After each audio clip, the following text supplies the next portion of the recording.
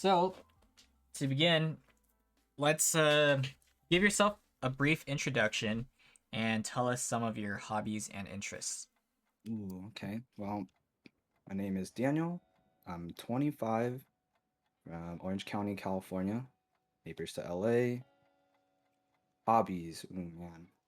One is for sure playing games. That's why I'm here. Playing basketball, coaching basketball, watching basketball, just basically everything basketball in general. Like eating good food, hanging out with friends, especially when they're good vibes. Like I'm here today with Wilson. That's one of them. The reasons why I'm here. And let's see, what else do I like to do? I like to travel, or well, I should say I love to travel actually. And that's about it for now. For sure, man. Tell us a little bit about your personality. How would you describe yourself? Ooh, okay. Personality. I would say like I can be an introvert and extrovert at the same time. It just really depends on like the environment I'm in and like if I vibe with that person or that group or like just whoever is there.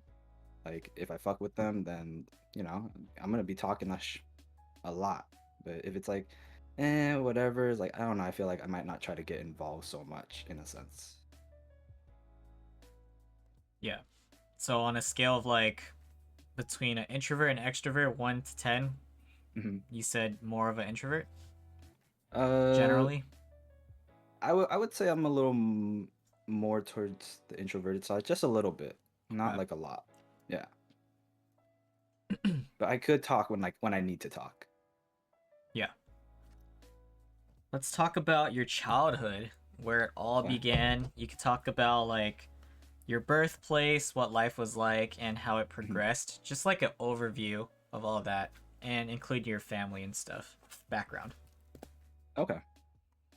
So like growing up, I would say like growing up like Uh, I guess I would say I'm a little privileged in a sense because I am an only child. So of course, like, my parents would spoil me from here and there. But like growing up, I would say I had like the traditional strict parents, but up to like time being, I would say. Only because like when I was in like sixth, seventh grade, they started like being a little more lenient, starting, leaving me at home, let me go out. Um, and like it was like uh, a different change for me because like growing up I was just so used to being like, oh, the quiet kid, and all I did was play basketball, play games, do school, and that's it because my parents were like, oh, go study, go this, and then go be a doctor, lawyer, blah blah. And then like when the whole perspective changed, I just didn't know why at one point. But then when they sat me down and talked to me about, oh, hey, you're old enough to go ahead and do this. You're old enough to go ahead and do that. And they just told me that, oh, they just wanted to be more open minded about things instead of being like that traditional Asian parent. So, like, it wasn't like a sigh of relief to me. It was just different to me. It's like, okay, that's cool. And then I would say mm, the older I got, especially like after I graduated from middle school and got to high school, I don't think any parent would tell their kid this at all. But like, um, first day of school, my parents, right before they dropped me off, they said, "Hey, you're in high school. You're gonna be surrounded by drugs, alcohol, and all that good stuff." And I said, "Uh-huh, okay, go on." And they just said, you know, "Go ahead and do that shit if you want to, but stay in control. Control yourself. Have fun with it." It's like, and that was like very eye-opening to me because like I was never even like surrounded by any of that growing up in a sense. Hmm. So I was just like, okay, sure, yeah. And then when I got to high school, it was like a whole different deal. Like I started seeing a bunch of that stuff, like drinking, drugs, and all that. And I was like, okay, yeah. And I was never opposed to saying no, like I'm not gonna do it. And I did it anyways. But I just always thought in the back of my head, like, no, just stay in control, or else my parents will take over and just start being strict again or something like that. So I guess like that built like a certain level of trust in a sense between us, and like it built like uh, a stronger bond over time growing up, and respecting each other in a sense and trusting each other. Hmm. Awesome. So as an only kid and being kind of like an introvert Hmm. as at a young age, and on top of that, you said your parents are traditional, right? They were What was like your relationship like with them, like back then, like with your like mom and dad specifically? Were you? when they were strict Yeah, or yeah, like yeah. I would say like we had our moments, like because you would want to go out and hang out with your friends, and you would want to like just play basketball all day or play video games all day instead of doing chores or like whatever they asked you're doing. So like at first I would say like I would say me and my parents relationship just grew over time. At first, like I want to say like I hated them in a sense, but like Hmm. I just didn't want to do whatever they were telling me to do. How did they handle discipline whenever you misbehave? Before they became more open-minded, it was always a belt, a stick, like whatever they could pick up, or even just taking away my Xbox at the time, or just not letting me play games at all. Hmm. But then they kind of grew out of it, and they just started yelling at me more and more. But other than that, it's like they didn't really yell at me much because they knew like, oh, I learned to be a more responsible kid in a sense, and just did like some of the things they told me to, even though it wasn't like right away. Yeah. So you were in SoCal like your entire life? Yes, I was born and raised here in Orange County my whole life. Um,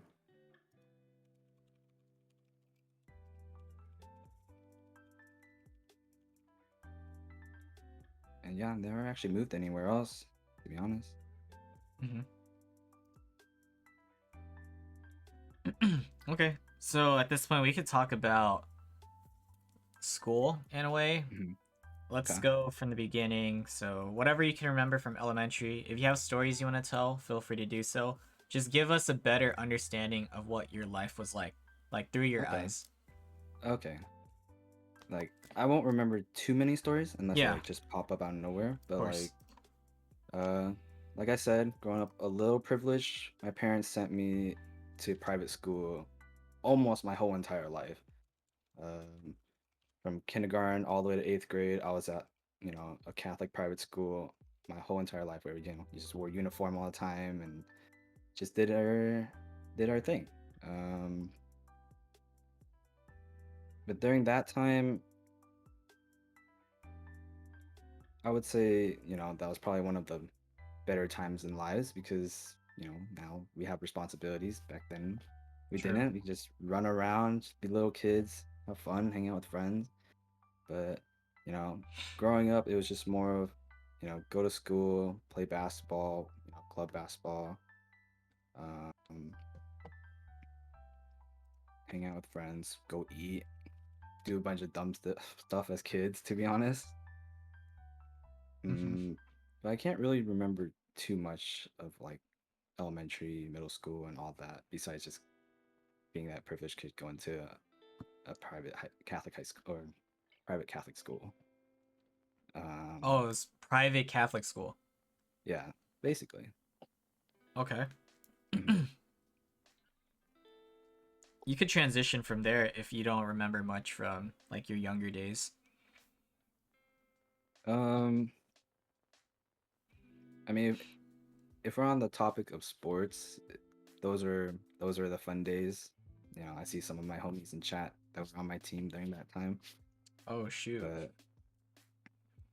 but from sixth, seventh, or fifth, sixth, seventh, eighth, um, I was a three-sport athlete playing football, basketball, volleyball, and God, those were the good old days. Like we had a super talented team.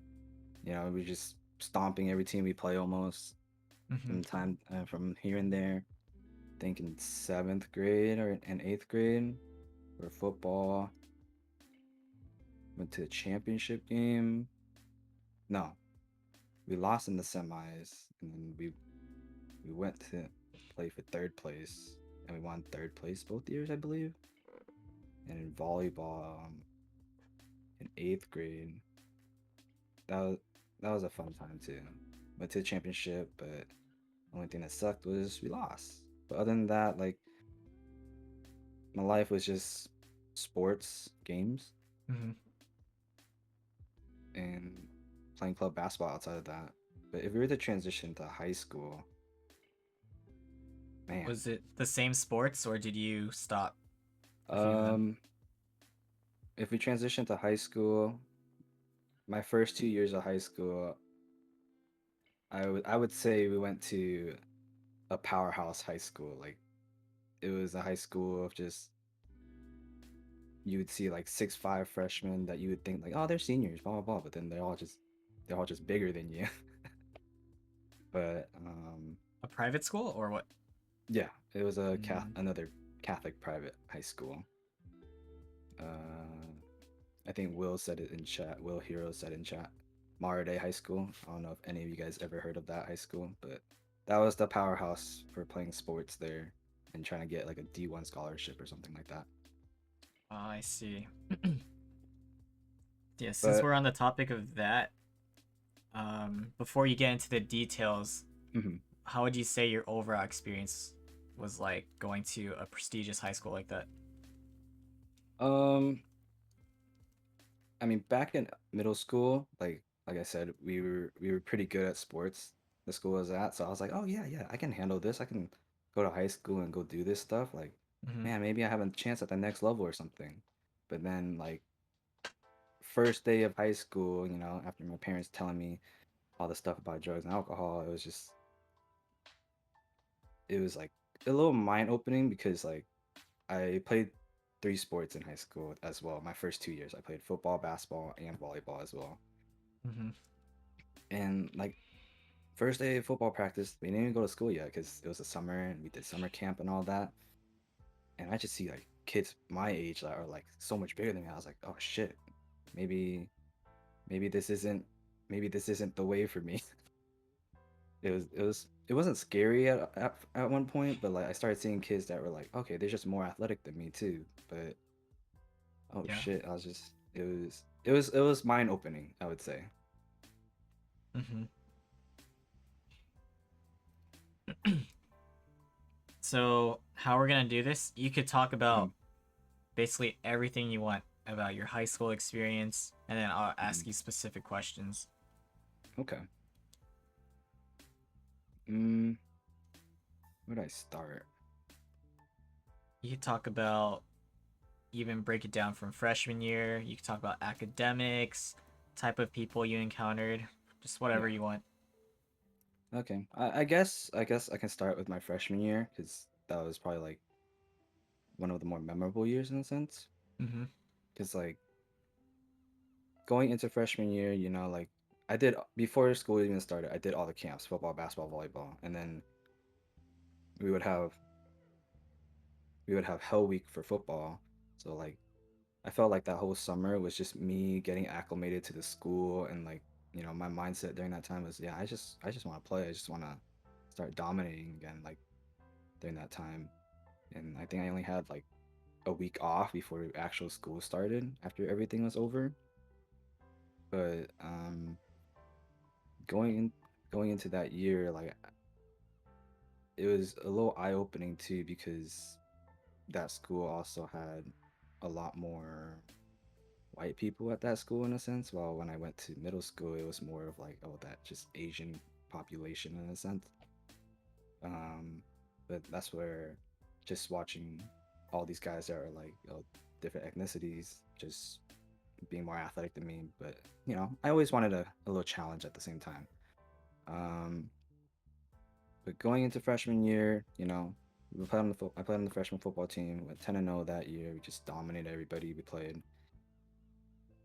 Um, Going into basketball, we also had a great season. I really forgot my record, but we were just owning people as well. volleyball was like a little hit or miss, but but during that whole year, like I just felt so busy to the point where like I was trying to balance out school, girlfriend, practice during that whole season, and it was like holy shit, dude. Like I didn't get home until like 9 p.m., 10 p.m. to start homework and then go to bed and then wake up, dude, go to school again like at 6 or something like that. So like I felt like that was also that was just something that I had to adjust to in a whole sense. And then it also carried over to my sophomore year as well. Um, did the same thing, but then it was more like my sophomore year where I would say during the spring started went to volleyball tryouts. I went to volleyball tryouts, and this is where kind of like my life changed courses in a sense because I've never been injured ever in my life, but during volleyball tryouts, we were just trying out stuff. You need some water and a fan? I don't need water and a fan. I'm okay. I'm okay with alcohol. But going into my sophomore, or well, where was I? Oh yeah, sophomore year Volleyball. volleyball tryouts. Yeah, Yeah. sophomore volleyball tryouts. I got I got injured. I got injured and I sprained my ankle. It was a pretty bad ankle sprain where I was kind of out for like a whole month or a month and a half or so. Uh, that's where the course of my life kind of changed because wow, I was like, damn, I never been out and I always wanted to participate and compete. But then that's where I started to not give up on sports or like I lost a little bit of my competitive nature in a sense to just like go hang out, party, uh, be surrounded by like drugs and alcohol and all that, all the goody stuff. Hmm. And I just remember like what my dad told me. He's like, yeah, go ahead, do it. I was like, blah blah blah. It's like, and then you do feel the peer pressure from your friends saying like, yeah, go ahead, do it. It's a good time. But that's that's when yeah, I started getting into more of that stuff. And yes, shout out to Will Heroes. If I didn't get injured, we wouldn't have been friends because he was on my team. He was on my team, and I at that point, like I said, I just had a competitive mindset that I just want to play and I want to be a starter. I want to like help my team win. But when all that happened, it was just more of like me sitting on the bench, just supporting my team, and then talking to Will the whole time and hanging out after and built a very strong friendship during that time too. Since your sophomore year. At the end of my sophomore year, Hmm. um, and that led like going into the summer where I really thought going to the summer where I really thought about, I'm not really too competitive anymore, and I don't think I can like continue being a three-sport athlete and going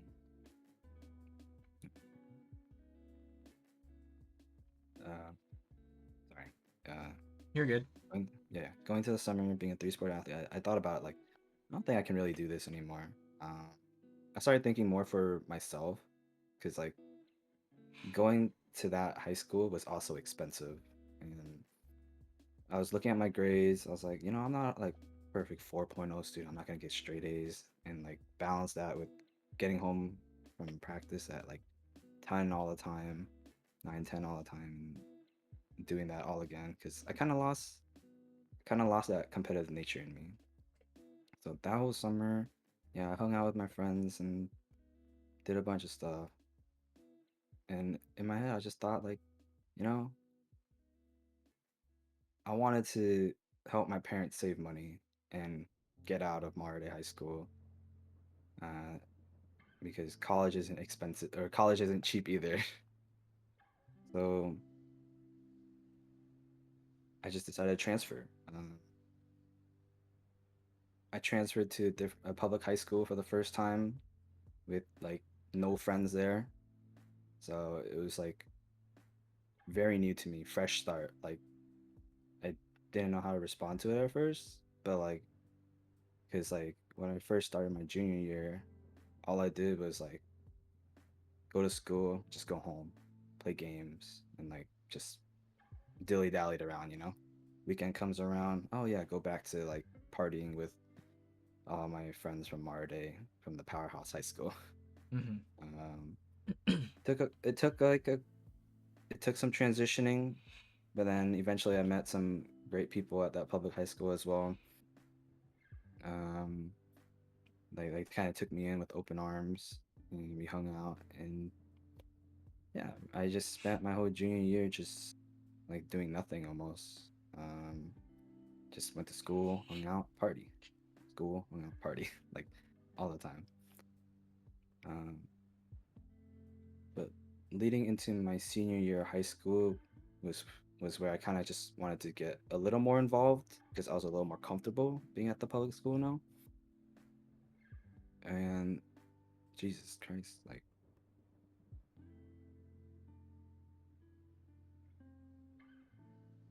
not gonna lie, that was a year to remember as well. Like I made so many memories that year with like new people that I just barely met and they took welcome me with open arms. That was a fun time.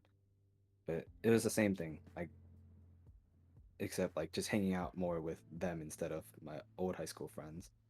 Yeah. Um, so it was just more of like school, hang out, party, school, hang out, party, like whenever I can, because like during that time, my junior year and my senior year, I already had my license. Um, but then that's where I picked up coaching for basketball as well, my senior year. Like I felt like I needed to do something else to like be productive and whatnot. Mm-hmm. Do you still hang out with your high school friends? I actually do. I actually do hang out with my high school friends. Like I would say majority of my friends right now are the friends I made in middle school. Uh, any girlfriends, ex-girlfriends? Yeah, we'll talk about that. We'll talk about that later on. Mm-hmm. Um, but yeah, mm, So that's your overview of like high school. yeah, that's kind of my overview of high school so far. Okay. Oh well, actually, besides the part that I missed, is more of like I felt like uh, I don't know if you guys experienced this, but like I had friends that have, and they would say like, "Oh, my parents wouldn't let me drive my, you know, sophomore year, junior year, like whenever you could get your license." But while that, my parents were like, "Go get your damn license. I'm tired of you driving your ass around and all that." They literally said that to me, and they just said, hurry up and finish it because I'm not gonna drive you around anymore. And I was like, okay, fine. Let's see how it is. Yeah. Interesting. Okay, so out of everything you said so far, let's talk about things specifically. Hmm. Guess talk about your academics, how you performed throughout your entire childhood, even like since elementary Like, to high school. um, I would say when my parents were strict on me, Mm-hmm. so like maybe like kindergarten all the way like sixth grade, I was like a straight A student, straight A student, like, and they didn't mind that. They were like, okay, cool, that's good. But from when they became a little more lenient, a little more open-minded, um, they started telling me they kind of not really, or sorry, they didn't really care too much anymore, but they still kind of cared. So I was just more of like an A, B, and maybe like 1C type of student, I would say. Mm-hmm. Because like, trying to balance three sports in high school was like kind of hard my first 2 years. Yeah. Um, but other than that, like I guess my parents taught me how to just learn how to be responsible, take care of yourself in a sense. And Mm-hmm. yes, C's do get degrees. Got it. Yeah, we'll talk about college afterwards. Aside from sports and Mhm. partying and stuff, Were you ever involved in other clubs and activities? Um, I was involved in Key Club. I'm pretty sure everyone knows what Key Club is. Mm-hmm. I wasn't like fully active, but I felt like I was active enough. Yeah. Um, I was involved in Boys League. Boys League was when I went to public school because the private high school didn't have that, and that's mainly because I only joined it because of the new friends I made. And they were like, "Yeah, just join Boys League." What's the difference? Is it like a volunteering type of thing? Yeah, Boys League was just more like a volunteer, like with all the boys. Like you just I can't really fully remember, but like just think like it was like I thought of it as like the cool kids club in a sense almost. But like you do volunteer your time just like you do in Key Club. Let's see. Yeah, Key Club volunteering. I think it was my freshman year or my sophomore year. I was in the ping pong club, but like that club, then I don't know where that club went. I just remember joining it and that's it. Like, oh, you got a cool, nice little ping pong polo and just play ping pong at the club or like during the club meetings or something like that. Yeah, I can't really remember too much. Um, it's all good. I don't really remember any other clubs I joined during that time Mm-hmm. because like growing up, my main focus was just like sports in general. Like it was just so packed and busy where like I didn't really have time to like do anything else. Yeah, that's what it sounds like based on what you've said so far. Yeah, So, with that being said, how would you classify yourself under the general high school stereotype? high school stereotype. Yeah. Mm,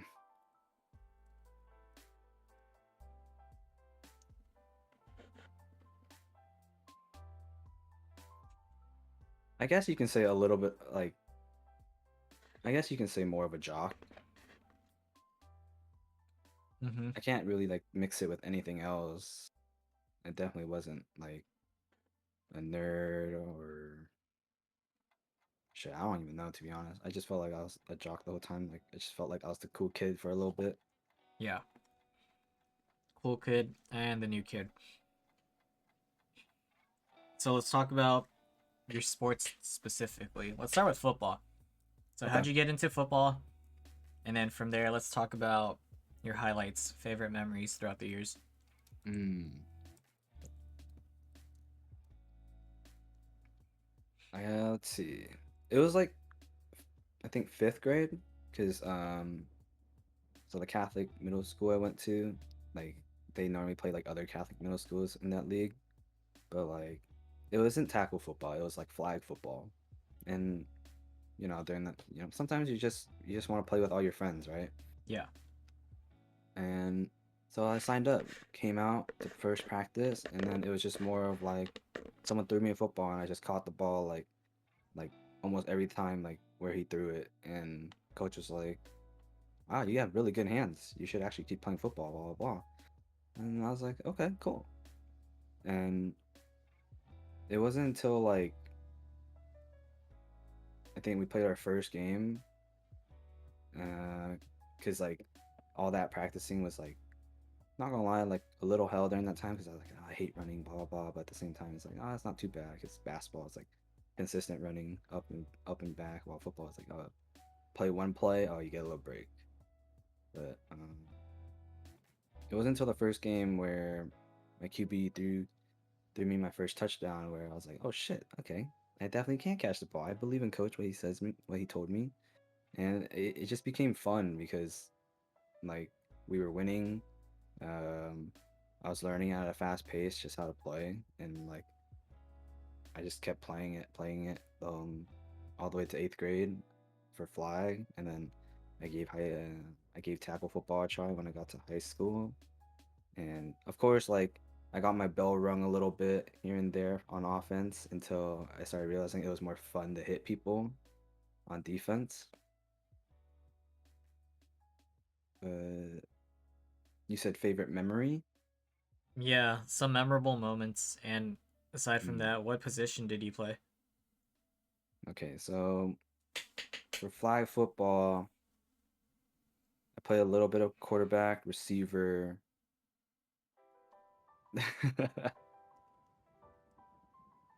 I don't know if that's a memorable moment, Will, because I don't know how I was feeling that day, but low key, maybe I was a little pissed and I just needed to push someone, but I'd push you into the air dryer though.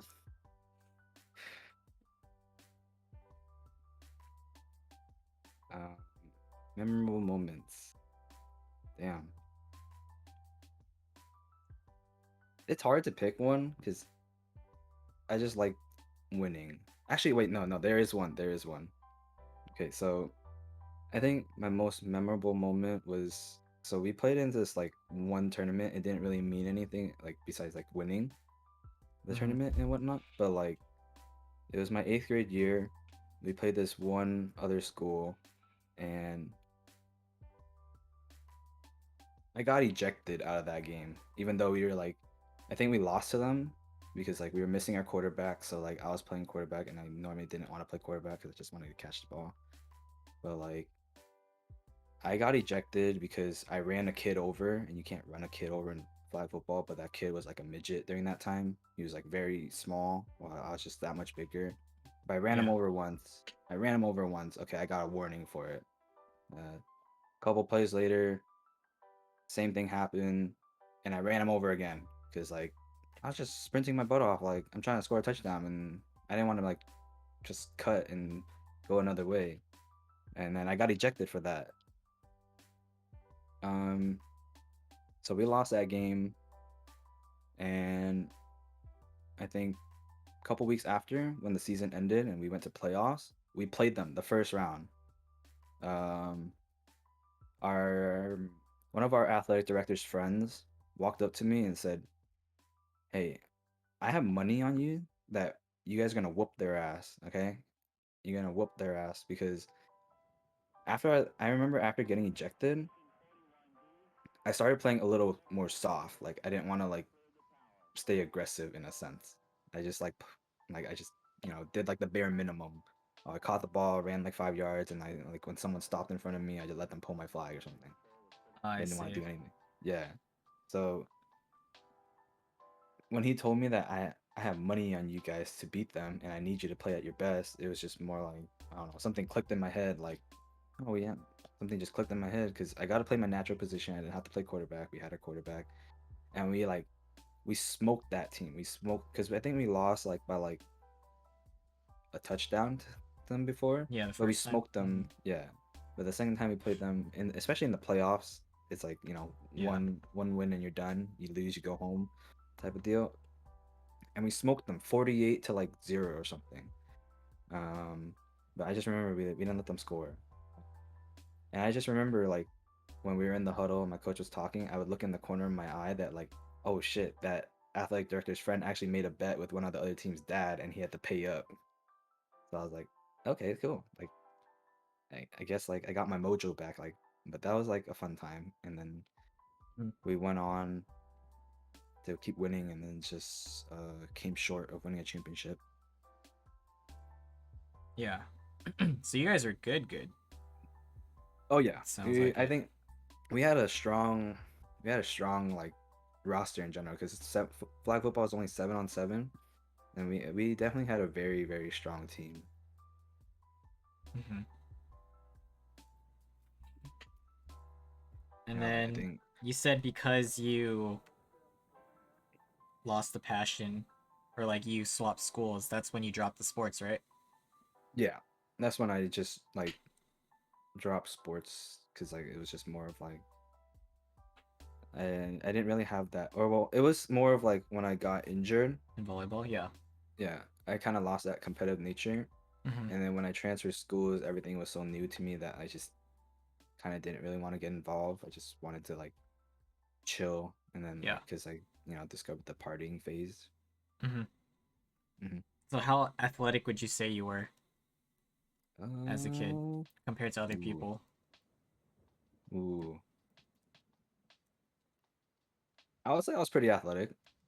Um, maybe not maybe not as athletic as like, NBA up to NBA standards, but I feel like I could have held my own. I held my own during that time. Yeah. And you said you were like bigger than other kids or what? Yeah, so in 8th grade, I was 5'5", and then going into high school, I only grew 1 more inch. So I'm only 5'6" right now. Oh So and geez, I stayed okay. that height the whole time. Yeah. Yeah, yeah. So I never grew. So I felt like I was just growing into my body during that time. Mm-hmm. All right. I guess that's it for football, unless you Mhm. have anything else to mention. Mm, no, that's about it for football, to be honest. Like, oh, well, actually, yeah, no, I don't. High school was just more of me getting my bell rung. Like, first couple practices, like I would just get freaking like rammed by like 6 foot defensive linemen that probably should be on varsity, but I was at a powerhouse high school where I just felt so small. Yeah. Okay, so before we get into volleyball, of all three sports you've done, Hmm. what would you say is like the most difficult to condition and practice for? Condition and practice for Yeah. football, 100%. Those summers are kind of brutal. Not gonna lie. Mm-hmm. Just being just being on the turf and here I feel like it's not as hot compared to other states, but like being in the mid 90s during the mid 90s, especially Yeah. practicing on turf, With that the feels like, gear. Yeah. yeah, with the gear, it feels like you're practicing like 105-degree weather like every day. And like during that time, during the summer, you would have something called Hell Week, which is like two a days. You would practice twice a day. So Jeez. like in the morning, it's not too bad, but then after the first practice, you would hit the weight room, and then man, that weight room was, yeah, like Will says, it was no joke. It was no Uh-huh. joke. It does get hot in there. And after that, you go put your gear back on and then get back on the field, and you're just like, fuck, I'm so dead tired. Like, I don't want to be here. Jeez. All right. So transition to volleyball. How'd you get into that, and what'd you play as throughout your years? Um, Same deal. I think just being at that Catholic middle school, it was just more of like, oh, all my friends are playing, I'm gonna play too. Yeah. Okay. Um, but like, I wasn't any good at it at all. Like my first year, like it would, or well, at least like the first half of the year, until my coach was like, "Oh, let's try you at setter," because like I couldn't hit, I couldn't pass, I couldn't do anything. So like he just tried because he remembered that I had good hands for football because he was my football coach too. So he's like, Oh, "Oh yeah, let's try nice. you at setter," and then he taught me how to set, and then I ended up being pretty good at it. Like again, I learned pretty fast, and I just ended up being pretty good at it. Mm-hmm. And I kind of just played setter the rest of my career, uh, until I got to high school where like I was too short for it, so I started playing libero or defensive specialist.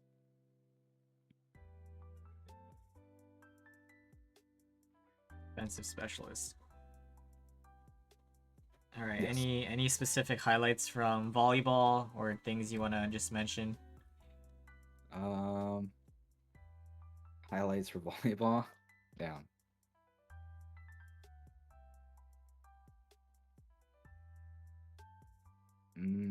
I would say 8th grade year again. We had a very, we were an athletic group of kids that could play sports.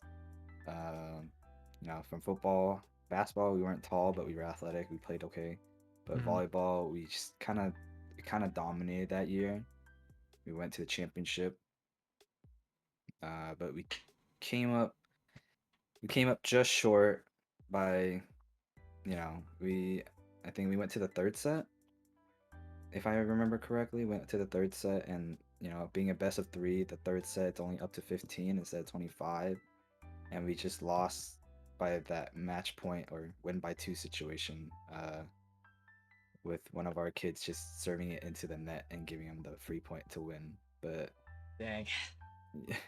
yeah, I, it was cool though, cause like in the end, like I just figured out that like I like being around those group of guys, cause like you know we had a fun like year in general in eighth grade. Like we played like all the sports we wanted to play. We hung out, like we just built like a bond, you know.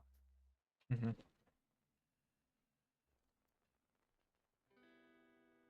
For sure. What would you say the height average was for your volleyball team? Um, we were short. I would say that like for sure. Like I don't think anyone was like I don't think anyone was like over 5'10". Like for me, I was already 5'5". I think everyone else was like roughly the same height, but we could jump. We could jump a little bit. Hmm. That's even in your high school, MD? Oh, in high school, we were a tall team. I was probably one of the shortest kids. Yeah, if I remember correctly, my first year, my second year, we had some size, I guess. Like we had some size, but all the taller kids went to varsity. Oh, I see. So when you played Yeah. all those three sports, it was JV? Um, I played freshman football, freshman basketball, freshman volleyball, and then my second year was all JV. Yeah. Okay, okay. Got you, got you. So I guess that's it for volleyball then, huh? Yeah, volleyball wasn't too much. It was just more of like, oh, I just wanted to play it because like, mm, I, my freshman year when I made those friends Hmm. that I played against even in middle school, like it was just more like, yeah, I want to keep playing. It was fun. It was fun being there. Yeah. All right. Talking about basketball now. Oh, that's the biggest sport here. Yeah, yeah. Gotta save that for last. So, what can you tell us about it? Just your specific experience with it and passion. uh, Started at a young age for Hmm. sure. I can't remember exactly which year it was. Like I was just a little kid. I was like 5, 6 when I saw Kobe and Shaq win. And I was like, Oh, damn, snap. Kobe. Yeah, I was like, oh damn, I want to play basketball after seeing like them win in that whatever I forgot 2002. I don't know. Someone can vouch for me Fact whichever check. year it Yeah. was. Yeah, but I just remember that seeing that as a kid. I was like, damn, I want to be like Kobe. But and then I just never end up being like Kobe. But I just want to play basketball because that's when he's the guy that made me pick up a basketball. So I started playing basketball like at a very young age. You know, just like the little hooper around being a little kid. He wanted that little hoop, you know. Yeah. Um, but I think around second, third grade, I got involved with a rec league, and I played rec league for a year. And I would say I was a pretty fast learner. I was a pretty fast learner, so I learned how to play basketball pretty quick. And then like I became too good for the rec league. And then my parents got recommended like, hey, put him in NJB. So I went to NJB for another year. So that was like fourth grade ish around there. Hmm. It threw me in NJB, and like again, I was just kind of developing a little faster, and then they also and then NJB recommended I should play club because one of the coaches during that time, and it's like, oh, I like this kid, I want him to play for my club team. So I started playing club from fourth grade through my freshman year of high school, and then of course like if I wasn't playing club, then I was playing for my school team. And during that time, I was just like, I was just trying to be the best player I can be because I wasn't the tallest, but like I guess I was decently quick, but I was just known more as a shooter. And um, I can't really say too much because like Kobe wasn't that shooter, but Kobe was like that person that had that Mamba mentality, like drives you to get better, you know? Mm-hmm.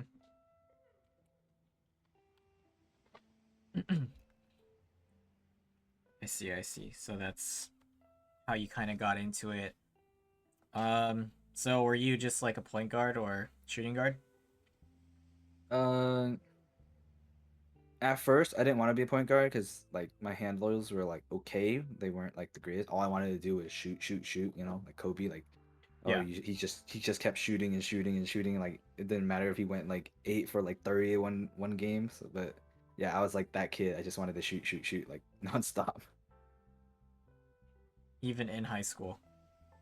Yes, even in high school, because so the summer I graduated 8th grade, going into my freshman year. Again, I think this was probably like the highlight of my career. Was we went to Vegas. Went to Vegas, and we were down by like 22, 20 Mm-hmm. 20 something points. And coach threw me in. He decided to throw me in. And like I said, all I did was shoot, shoot, shoot. And I only remember this because I went 11 for 11 from three, and I kind of brought us Jeez. back into the, yeah. Like I felt like I was Steph Curry before Steph Curry. Yeah. That was the highlight you're talking about, right? Yeah, that was probably the highlight of my basketball career. But other than that, it was just more of being a better player and then learning to be a point guard, like just at the same time. Like all I did was just wanted to get better in general. Mm-hmm. Oh shoot. Tina, thank you so much for the raid. I appreciate you. Oh, Thank you. Welcome, Raiders. Dark Rose, welcome back. Hope your stream was good. mm-mm-mm. Just doing podcastings with Dan. Exclamation guest, guys. Drop him a follow if you haven't already. All right. Any more highlights or cool things to mention about your whole basketball experience in school, club? Um, no, I mean I just felt like I was that kind of took up the majority of my childhood almost. But I did forget to mention that I did join basketball at the public high school I went to, and the the coach at the time was the coach that made me hate basketball for a little bit. So I guess I gotta squeeze that in somewhere. So I guess I'll squeeze it in now. It was just Yeah. more of like when I did transfer in, like I said, I didn't want to do anything, of course, as a junior, but I ended up playing basketball anyways, and uh, that was like my first experience with varsity basketball, and like yeah, I was like, okay, well, some of these kids are the same height as me, you know, but I kind of didn't have that full competitive drive I had before, but I was still competitive. Coach wanted me to get caught up to speed, so I played a game with JV, right? It was a preseason game. We lost by like 30 or something, and that coach, like on the bus ride back to school, he told us like, no one's leaving, no one's going home after this game. You guys are all gonna stay and we're gonna practice. And it was like 9 p.m. already. It was 9 p.m. and we practiced till like 11. Mm. And I think halfway through that practice, I called him out on it. I said, why the fuck are we practicing right now? Even I mean, I know we lost by like 30, 40 points, but like everyone has fucking homework. Everyone has fucking homework to do, you know? And what I learned about like when I went to public high school was like not all these kids are like was as like privileged as me. Like some of these kids like biked home or skateboarded home or walked home, or like yeah, they'll have their parents come pick them up, but like Mm-hmm. some of some of these parents had to wait in the parking lot for like 2 hours after. So it was just, you know, me just being a little more open minded. Like I called him out on it, and I told him I didn't want to play for this program if you're gonna keep doing shit like this, because it wasn't the first time he did that. Um, so I quit basketball, and then he made me hate basketball. The varsity coach called me in, talked to me about it, but I during that time I was just like, I don't care, I don't give a fuck, you know, like screw this Yeah. type of shit, you know. And yeah, so I did hate basketball for a period of time, but you know, if we want to get into the topic of coaching, that kind of brought back like my passion in a sense for basketball. Yeah, since that is one of like your jobs, Hmm. we'll talk about that when it comes to your jobs. Okay. That topic. All right. So on the topic of basketball, still. Hmm. So are you a Lakers fan? I am a Lakers fan, but Mm-hmm. but I know there are some ignorant Laker fans out there. No offense to them, Uh but huh. I'm more of a realist, and like I respect every other player in the league, and I can tell like if another team has just as good talent as the Lakers do, or whatever it is. Yeah, that's fair. But Like that's I like will, your team, though. yeah, Okay. I'll root for them, but I will say like if we got freaking demolished, we got demolished, or if we fucking suck, we fucking suck. What would you say? Like, who's in your top five of all time? All time basketball players. Yeah. Ooh. All right, Michael Jordan, Magic Johnson, Shaq, Kareem. Oh wait, that's so hard. You're saying all time. Yeah. Yeah, I can I got okay, hold on.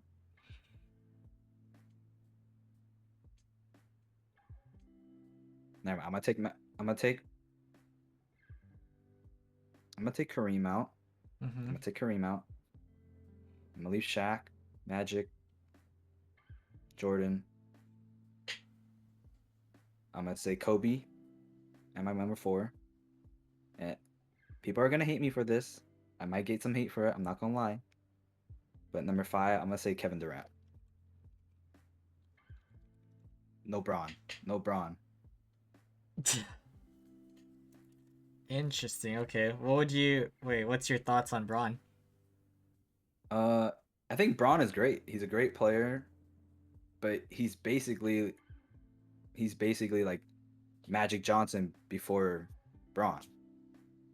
Like big 6'9", can pass the ball, can score the ball, but that's my opinion. Yeah, that's fair. It's your opinion. It's your opinion. All right. So that was all time. How Mhm. about current top five in the league? Current top five in the league. Yeah. Oh man.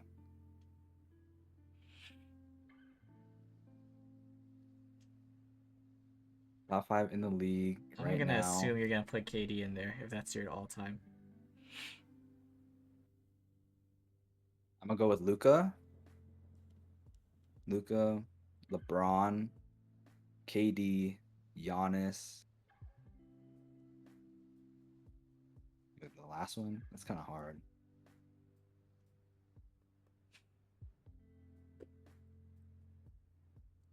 Mm, the last one, I'm gonna go with Steph. I'm gonna go with Steph on this one. All right. Your top five is exactly the same as ESPN's top five. Oh, is it? Yeah, I mean, well, there's an order to it, but that's their top five. So those people. Cool, cool. Okay. All right. Iguodala, Caruso. Mm, All right. Last question for basketball. Who's winning it this year, realistically? realistically. Mm-hmm. Ooh,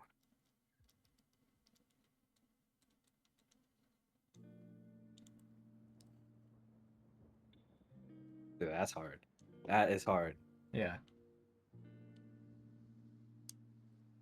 I want to say the Lakers, Mm-hmm. but there are a lot of strong contenders because I think Golden State is going to come back stronger. Um, Denver is going to be a strong team. The Bucks are always going to be a strong team. I think the Heat have another opportunity. The Sixers, well, I think I can pull them kind of out of it with the whole Ben Simmons situation. the nets are for sure gonna be there. Yeah, But I'm gonna take my chances. I'm gonna go with my team and the Lakers. got it. It's fair. It's your opinion. All right, so that's talk about sports and activities and stuff. I want to talk Mhm. about what was the diversity like for both the private school and the public school? Mm. So like growing up, middle school, elementary school, that was more of like I would say I was more surrounded by Asians for sure. Because like I think every class was like 90% Asian, or maybe even a little higher than that. Like there wasn't many like there wasn't many like white kids or like Mexican kids around, or like just any like in general, any other skin of color around, I Yeah. should say. But then going into high school, being at MD, that was more of like, damn, this school is like 80% white, and like it was different, but it was like cool because like I got to kind of understand them a little more and like understand everyone else in a sense. And then when I transferred again, it was just back to being like all Asians. Hmm. You mean to the public school? Yeah, when I transferred to the Other public high school. school. Okay, Hmm. okay. So speaking on the two different schools, Hmm. what would you say the differences are from what you notice going from a private to a public school? Um,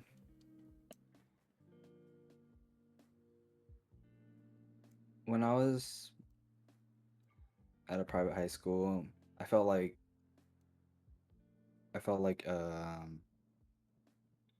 you didn't really you had your group to hang out with, but I felt like everyone else was so nice to each other still. Like they would still welcome you in with open arms to hang out with their group too, in a sense. Or at least that's just for me. Yeah. And like um but then when I transferred to another high school, or to the public high school, sorry, everyone was kind of cliquey. Like they didn't really welcome you in with open arms. It was just more like if you knew them from middle school or something, it was just more like yeah, you hung out with them the whole time. But then luckily, I got lucky with like meeting one group that was kind of welcoming in a sense that was very nice and a little game changing. But that's like the one main difference I noticed. Because like for me being like at MD, that was like, oh, I can walk around and say hi to everyone and just hang out in their group a little bit before I hang out with my own group. Like that's the one main focus that I noticed a lot compared to public school. Yeah. Aside from that, have you ever gotten into a fight? Like Yeah, any fights in your lifetime? I'm gonna have to think about this.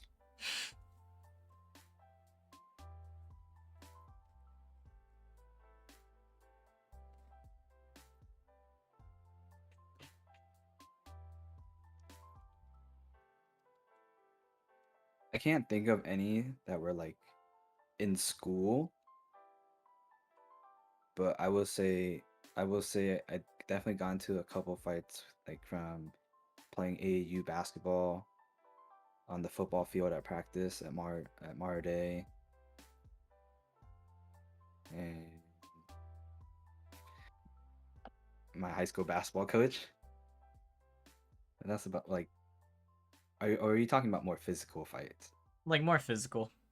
Okay, minus the high school basketball coach, then AAU tournament, AAU tournament, my seventh grade year. We were kind of smoking team in a sense because my club team was actually like pretty good, and like I said, I was a shooter, so I was just the shooter of the team. But like um I think the kid wanted to throw hands with me because we were already up, and there was like 2 minutes left, and I just wanted to, like I said, shooters shoot, and I just wanted to shoot the ball. So I shot the ball, and we were just running up the score because that's how AAU basketball works. Like, there's no mercy in a sense. Like you just keep going, Yeah. and like one of the kids after I hit another three on them, like started swinging hands with me, and like I was like, oh shit, okay, this kid wants to fight. And at first I didn't really want to fight him, but then like he started it, so I was like, okay, I'll hit you back, why not? Like that type of shit. But then like it got broken up pretty fast. Yeah. But um and the only thing I got to do is just smile out of it because we're already winning, you know? Mm-hmm. Like me being older, I can understand like why he did that now. But back then, being a kid, I was just like, nah, fuck you, you loser, you know, like that type of shit. Um, football, football was more of like my freshman year when I never played tackle football ever in my life. It was just more of like when I told you I got my bell rung a couple times. I kept getting hit. Like I got frustrated. So like I remember throwing hands with me playing a running back during that time and him being a middle linebacker just hitting me like every single time got me frustrated. So like I just wanted to like I just threw the first punch because I was so heated because like I just wanted to succeed. Like I was like, dude, just let me fucking like run by you or some shit, like or run you over, whatever it is. And I just got heated because he kept hitting me and stopping me, and like I was like, damn, I'm not making a good impression on coach. So it's like I threw the first punch, and then yeah, we got in trouble for that. Ran, did a bunch of gassers. Like it was just it was a good learning experience for me though, Mm-hmm. because like all I wanted to do was win and succeed. Yeah. So you mentioned the ankle injury from volleyball. Hmm. Other than that, have you ever sustained any serious injuries? Um, no, actually, I've actually been pretty healthy like my whole entire life, or my whole entire playing career, I guess, even till now. It's good. It was just more of like that when that ankle injury hit, it was like it was different, because I never experienced an injury ever. Yeah. And finishing up the school talk from what I got so far, Hmm. have you ever been bullied before or encountered any sort of bullying? Chiba Um, underscore she cheered. X100.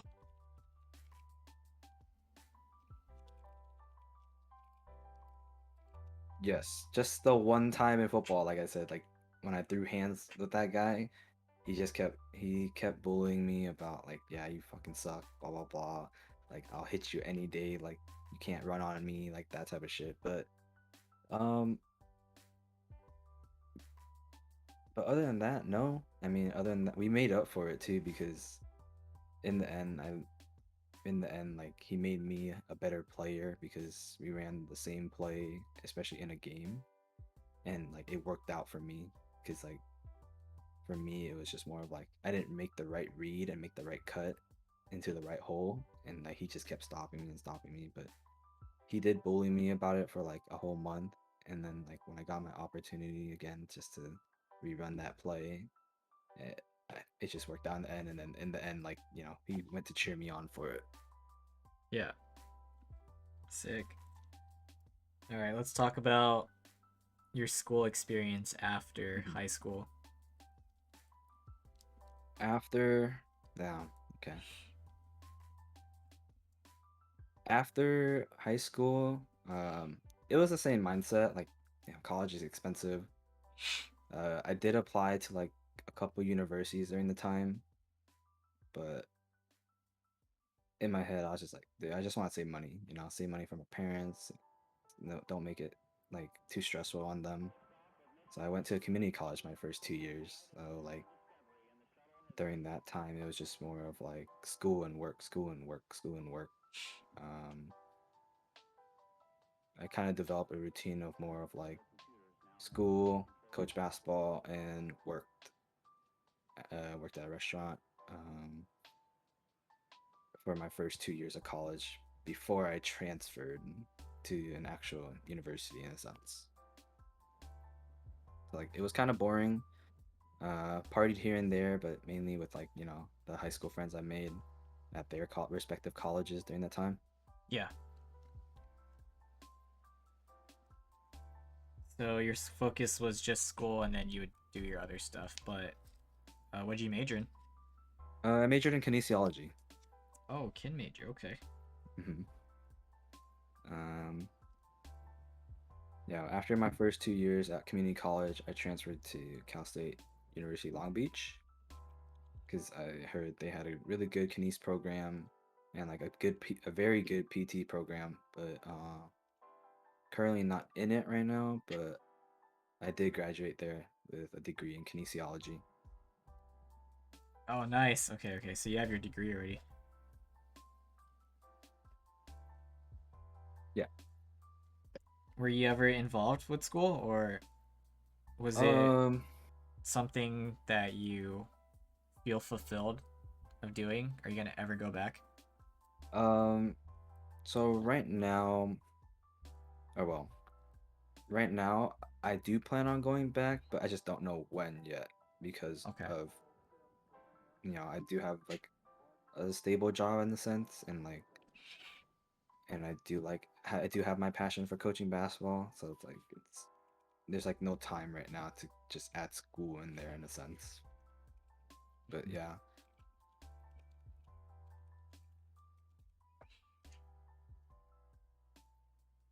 So that's it for school, basically.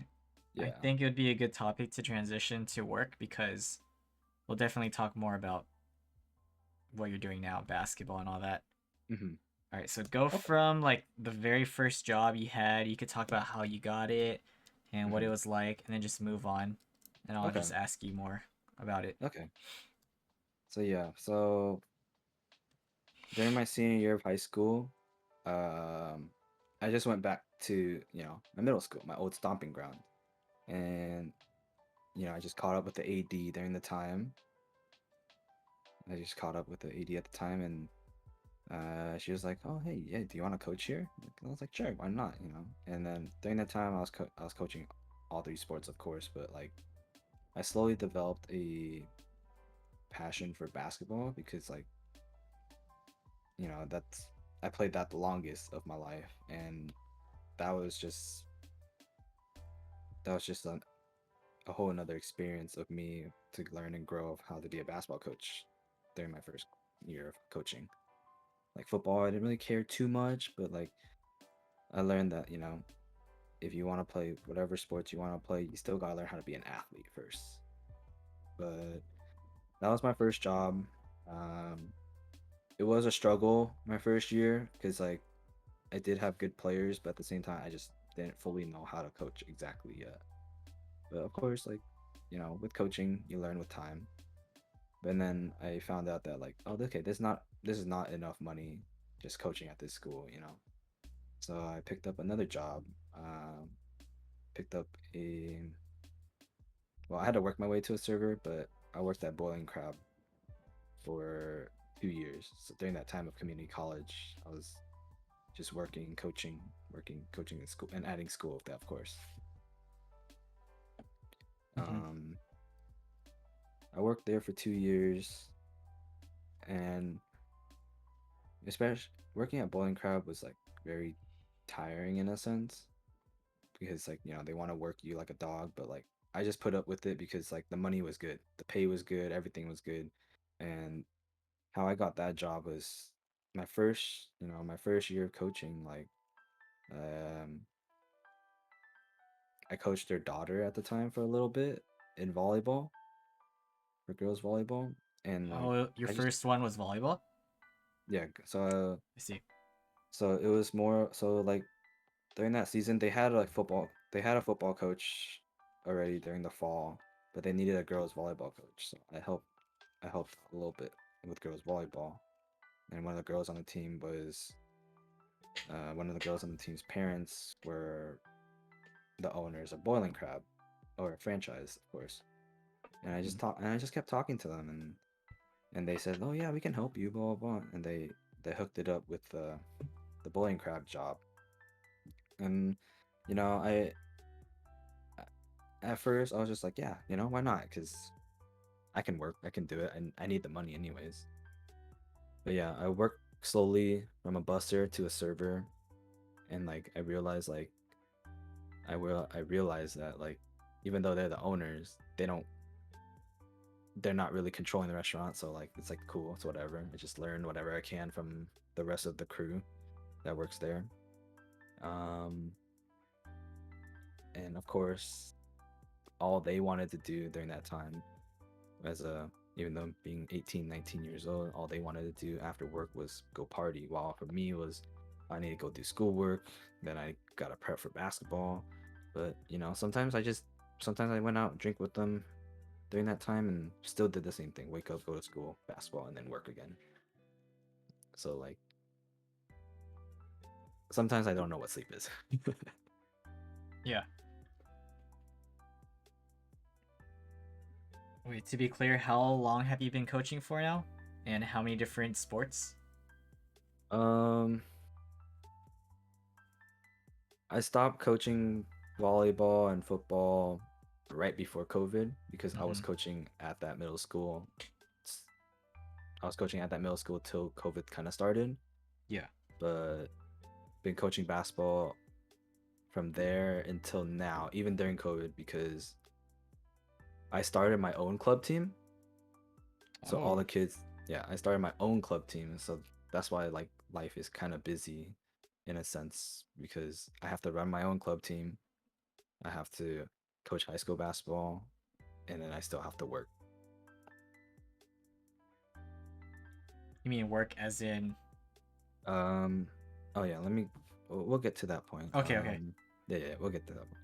But yeah, so going back to just working at Bowling Crab and coaching at my alma mater middle school, Mm-hmm. I did that for 2 years, and then I quit Bowling Crab because it was a little too stressful after I transferred to Cal State Long Beach. So I just focused on school and then living off, financial aid and whatever I made at coaching at the middle school. And I did that for 2.5 years. I did that for 2.5 years until I graduated. I graduated with a degree in kinesiology. And then I guess timing was just perfect. I remember right after graduating, a week after I graduated, I went to my aunt and or no, my cousin's wedding. I went to my cousin's wedding, and my cousin-in-law's best man hooked me up with a PT physical therapist aid job, Oh. Mm-hmm. and I felt blessed at that time because I was like, damn, I just graduated, I get a job right away, like Yeah, that's cool. exactly. Um, so I did that after I graduated. I worked I worked full time. I worked full time during that time, and I just kept working and working, and I worked my way to a point where I went back to school just for a little bit to get a certificate so I can be a physical therapist assistant, so I can make more because like I was already learning everything a physical therapist assistant does, but like I didn't have the certificate for it until now. But I forgot to add the year I transferred to Cal State Long Beach, I also started my own club basketball team.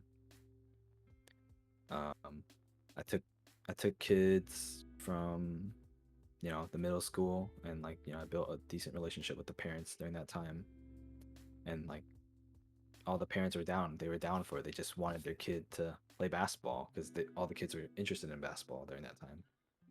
I was like, okay, yeah, I'm down for it. But then I also needed to find other kids, so I started coaching at the rec league that I played in, and I found kids through there, and like we were winning. My team was winning, so like all the I guess I bought all the parents' attention of like, oh yeah, I'm a good coach, blah blah blah. So they all started coming play for me.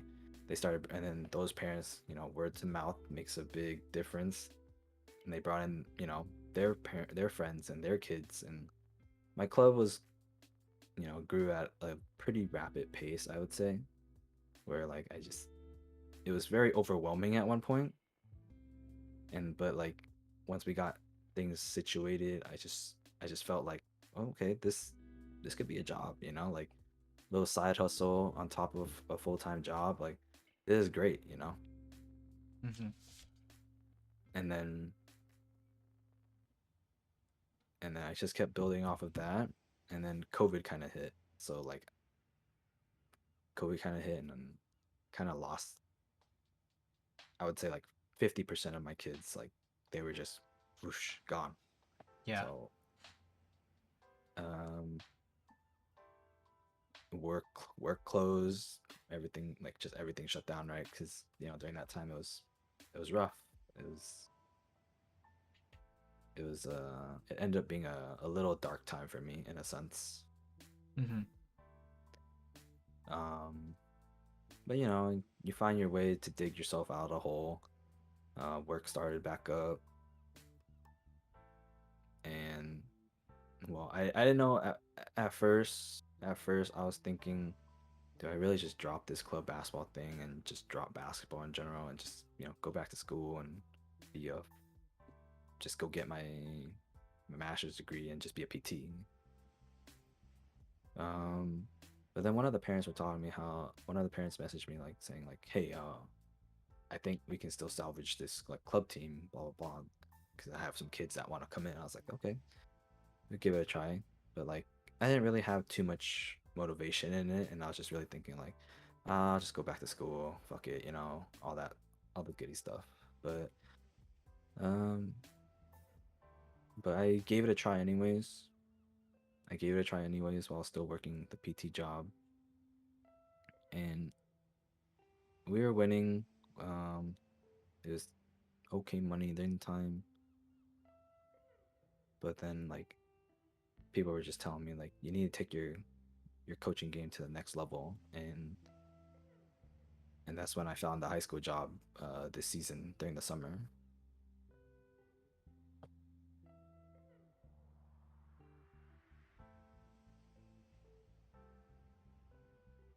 So the high school job, that's like where you're currently at right now? So right now, um, I will say my club like over time got a little better, and it was stable, I should say. Like we had like a good number of kids. It wasn't like the numbers I was projected like before COVID, but like it ended up being okay. Like where like I was still happy and I still had a passion for it. But I agreed with like everyone else saying that hey, you should go have a high school job. But yes, it leads up to me getting a high school job during the summer, um, being a freshman head coach and a varsity assistant now, on top of being a physical therapist assistant, is what I'm trying to balance out now with my club team as well. So to be clear, your club team is for middle schoolers? So my club team does lead up to high school, but Yeah. like since high school is only during the winter season, Mm-hmm. um, we do. But after like after their season's over, they can go play club, and they can play all the way till like the summer, end of summer, a little bit of the fall before they go back, and like that's all optional. But yes, my club team is mainly for, I would say, third to eighth graders right now, and we have I would say we have a good amount of kids in each age group so far. Got it. So that's like the good overview where you're at today. Yeah, Okay. basically. That was a huge run through.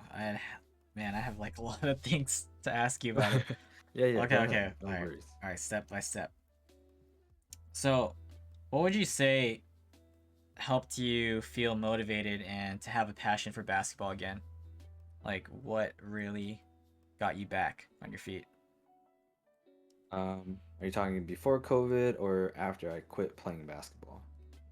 It was after you quit playing basketball, but to bring that COVID was a huge hit on you, you could talk about that too. Because we will talk about COVID. Okay. Um, After I quit basketball and then started coaching basketball, it was it was more of like just watching the kids succeed and building like a relationship with them and their parents, and like just sharing my story with them, and then like them sharing their story back, so like kind of showing that trust in a sense. But then like, well, I remember one of the my first year coaching basketball, it wasn't rough, but coaching football and volleyball was. It Hmm. wasn't rough during basketball. Like we had success out of it. So like one of the parents were telling me like, "Hey, you can coach basketball, you know, like you're actually good at it." Like, and personally, I did at first I didn't know like if I was any good at it, but like I took all the feedback I could from like every parent that told me everything, and even from uh even from the other coaches and other ADs that were talking to me that I knew kind of. They were just telling like, yeah, you can coach basketball. Like you motivate kids, like you build some skills out of them, and like you just show them like love, you know. So like I didn't really notice that at first, but like I just took their opinions and I just rolled with it, and I just kept doing what I was doing, and then until now I started figuring out that like yeah, I definitely can motivate kids and get the best out of them, and then help them improve in certain aspects of the game. And then what I noticed from me to compare to other coaches, and it's just my opinion out of it, is like other coaches that coach at other clubs, they just coach you, right? Like for me, it's like I want to get to know you on a more personal level, you know, build more of like, maybe that like big brother type of sense into them, like, like someone that they can trust and talk to if they really wanted to. Yeah, And yeah, like, yeah. for me, just building that trust with them, like, and that bond with them was like, it was something cool that like it's nice to know because like I'm only 25, like these kids, like especially the older ones that are 14, 15, 16, 17, like they're not far in age from me, but like, if they need someone to talk to and experience, like know the experience of high school or like whatever they're going through, like yeah, maybe I've been through it. Hmm. So like they kind of trust me in a sense, and then I trust them, and then like they just play hard for me because like we had that type of bond, and we just had success out of it. I just kept doing what I needed to do. Yeah. So that was when you got back into it, or was that including after COVID?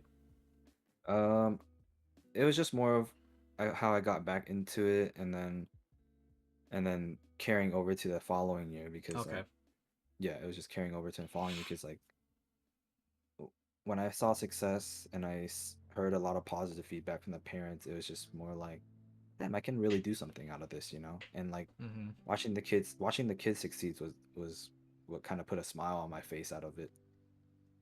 Yeah. Motivation, Yeah. for sure, for sure. So, specific questions. Hmm. Why would you say basketball is easier for you to coach compared to volleyball and football? Like, what made you actually stop doing those? Um, ooh, that's a good question. I think it was more because like growing up, that's the main sport I watched, and like I watched a lot of basketball games, and like I can understand it more in a sense. While like with football, flag football was different from tackle football, and like the concepts and whatnot were like it was too much for me to remember and like teach and like just do by myself. Like I felt like that's why like when I look at a football staff, they have like a coach of like 20 deep or something like that. But like Yeah. with basketball, it was like, yeah, you can work on one thing at a time, like teach them to dribble, teach them to pass, teach them to shoot, like one day, another day after that, teach them to play defense. But I feel like at the end of the day, defense, it's all effort at the end of the day. You can teach them all the techniques, but it's gonna be effort at the end of the day. Hmm. Um, with volleyball, with volleyball, no, I don't know. I can't really say too much about volleyball. I think volleyball during that time is still a growing sport, but like not many guys were interested in playing volleyball during that time. I only I only did it because the money and some and my kids that play basketball only did it because like, oh, they're athletic, so see if we can try to help them be athletes in a sense, but that's about it. But their main focus was just basketball. Yeah. Mhm. So from your own experience, was it hard to just coach children? Like, did it feel like you had to earn their respect or anything, or were they just like obedient from the start? What's it Um, like, the thought process? when I first started coaching, Yeah. when I first started coaching, no, because they're just looking at me like as a 17, 18-year-old kid trying to be there like the first couple weeks, like help and then just trying to help them get better a little bit. Mm-hmm. But like me being 17, 18, coaching a 13, 14-year-old, the age gap is like very close. And so like they didn't really care.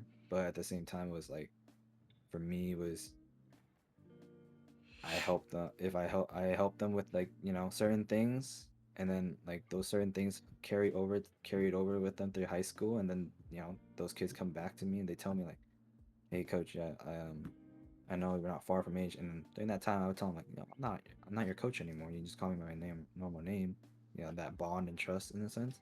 Yeah. But they would just tell me like, "Oh shit, yeah, okay, you helped me get through high school. You helped me get through high school with like doing this and this." And I'm like, "Yeah, because I went through it." Mm-hmm. But within those first couple of weeks of them not listening, it was just more of like, okay, well, I gotta be a little more strict, like in a sense, because I want to win. And then I would ask them if they want to win, and they would say yeah. And it's like, okay, well, you gotta put in the work, like you can't just be out here dilly dallying around. And then they kind of just bought in, I guess, to like my little motivational speech that I'll give them and whatnot. Yeah. And then when the success starts happening, because like I think like a lot of people will say like, you know, helping these kids be better adults or be better men or just get better in general is the main goal, but like and winning is just a plus, right? Mm-hmm. But for me it's like s- every any sport you do is not supposed to be fun, but winning is fun. Like so if you do all the non-fun stuff now and like grind now, the fun will start happening and then you just have a fun rest of the year. So that's kind of like my philosophy in a sense where like, you know no one's gonna see you at practice like fail. No one's gonna see you at practice like, get schooled or whatever it is, but like, you put in the work and don't have fun now, but when you start winning, everyone's there, everyone sees it, during the games, and Yeah. then it's fun. So that that's kind of like the philosophy I kind of go with, and people buy into it. Mm-hmm. So this question is specifically in regards to starting your own club team. Hmm. How, like, what actually pushed you to do that, and how difficult is it to actually run it and start it? Is it all done by yourself? It was me and one other person, but um he was like, we were both new to it, but at the same time, like he was willing to learn and I was willing to learn. But what pushed me to do it was all the parents, um, all the parents one year, mm, they saw the success because like the year before, I don't know, 2 years into my coaching, right? 2 years, 3 years, 3 years into my like when I started coaching basketball, they started seeing like their kid like get better and improve and like change in a sense a little bit, like as like a person, like they weren't as lazy. Someone would tell me they weren't lazy, or someone would actually get good grades now. Like I don't know what it was that I told them, but uh they would straight up be like, I want my kid to play more basketball. And I was like, okay, that's possible. And I at first I never thought about starting my own club. I'd be like, yeah, just tell them to go play club or whatnot. it's like it's like, no, no, no, I want them to play for you. And then I was like, for me? And I was like, yeah. for you. I was like, okay. Um, and then one of the dads that I talked to had a kid and that I coach, and he's like, oh yeah, I put him on a club team, and I can talk to the coach if you want, that we can bring all our kids in, and you coach that one team under that club name. And then I was like, that sounds like a great idea. But after that, I was like, why don't I just start my own club team under my own name? And then there was another dad that had his own club team during the time. Like he would, just gather a bunch of his kids and his kids' friends, and they would just play, and then kids from his club team and play. So it was like a mix and match for his team. But then he was down, he was down for me to just play under his club during the time. Mm. So during that time, I gathered as many kids as I can, and like all the parents bought in a little bit, and we started playing. It wasn't hard at first because like I thought it was easy because like just one team, or like no, two teams at the time. Two teams at the time. It was okay, yeah, two teams, two coaches, very easy. Perfect. Like I don't have to do anything. Like I just coach one team, he coaches the other. We have a place to practice. Um and like we just played. Got some cheap jerseys, and we just played, won our first tournament, and like the success, like it just carried on and on and on, like the momentum. We were just rolling through teams. um and then like you know when friends of friends go word to mouth, like just advertising, because I never thought about advertising, making more teams. It got a little overwhelming. Yeah, we steamrolled them, Kev. But it got a little overwhelming because we were running out of practice times, um, for like to add another team, and like during that time it was like hard because I would work, um, from 8 to like 2:30 p.m., get off, go coach at the middle school, and then go from the middle school to my club practices from like 6 to like 9, and it'd be an hour and a half practices each team, and we only had one court during that time. So Mm-hmm. it was a little stressful to try to figure out like, okay, well, if we add a third team, what time would we practice, what day would we practice, like. And and leading up to that, it was like, okay, well, let's see, we can make it work. We found another practice spot, and well, I didn't have to stress out anymore because COVID kind of hit during that time, so like that was like our growth year in a sense. Yeah, Hmm. I see. So the recruiting process, like how Hmm. do you actually pick out people like for So, your roster? well, I mean, all the parents that said their kid wanted to play, like, and I coached them already. I already knew I want them on the roster. I But see. to find more kids and kind of put my name out there a little more, I also like volunteered coach at a rec league, and like I'll get my own team, and then like I would try to advertise my own club like throughout the season, like, hey, you have talent, you have potential, or and I'll talk to the parents, like if they were on my team or if they're on the team that I played in the rec league. But like, because my rec league team was winning with the kids that I don't even know have, Mm-hmm. but they bought into my system, and all the other parents saw it too. So that's that was my way of recruiting in a sense. Or if I saw a kid, like, you know I did a lot of optional practices, like additional skills training for kids, and we would go to like certain parks. And if I saw a kid and I saw him play, and I would go up and talk to him. I'd be like, hey, do you play for a club, blah blah blah. And he would answer me, and then like, oh, well, you want to play for a club or an additional club, contact me, blah blah. And then it, sometimes their parents would come talk to me. Some of them, well, didn't even bother.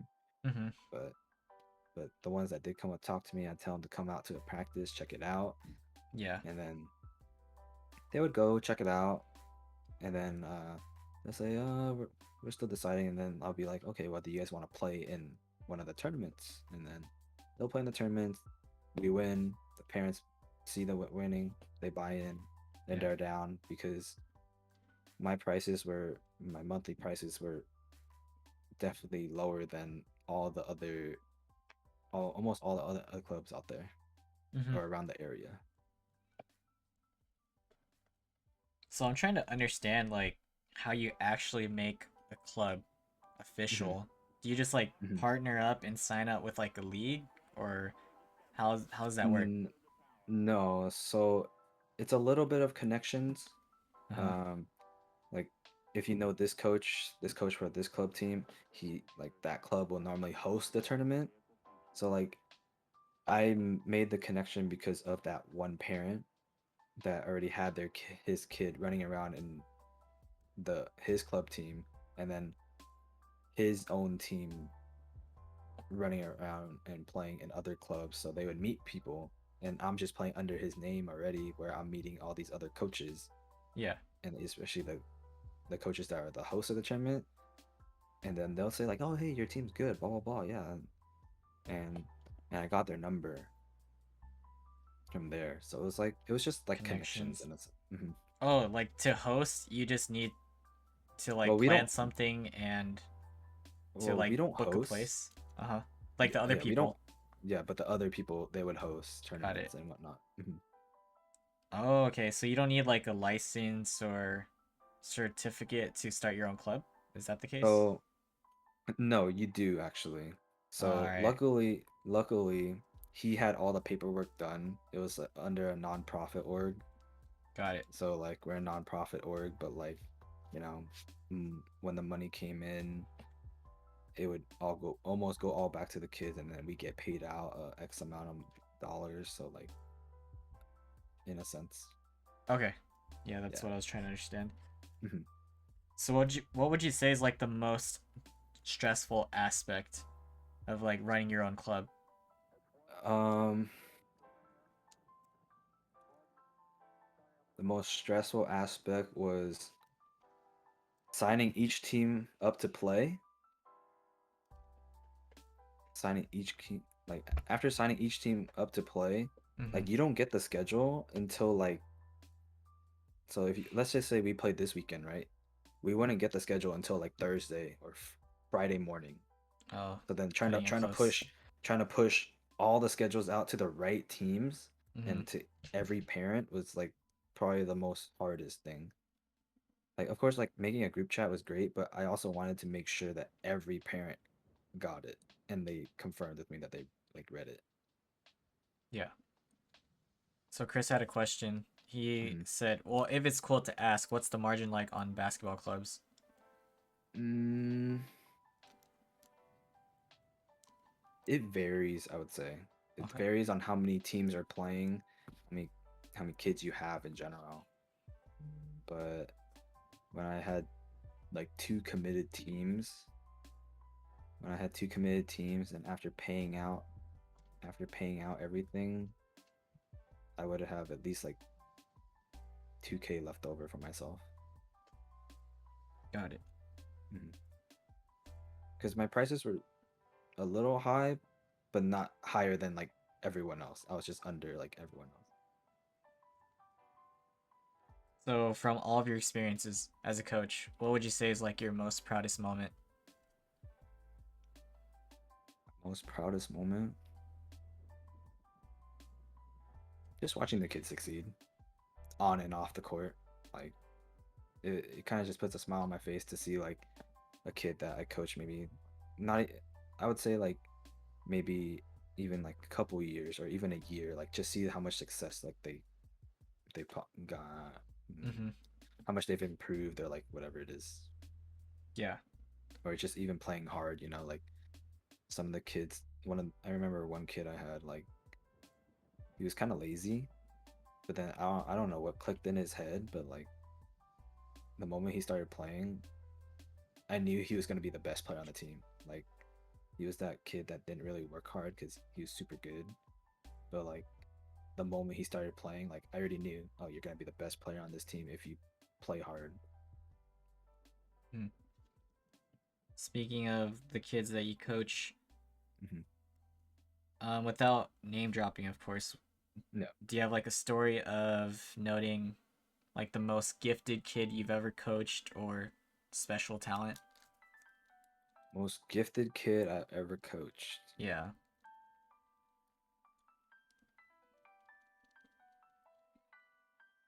Are you talking like from when I first started till now, Yeah. or Just all time from your coaching experience. Doesn't even have to be in all? your own club. Okay, all time. And like what stood out, if so. Yeah, I have a couple. That's the thing. Yeah, that's fine. Whatever you want to share. Um,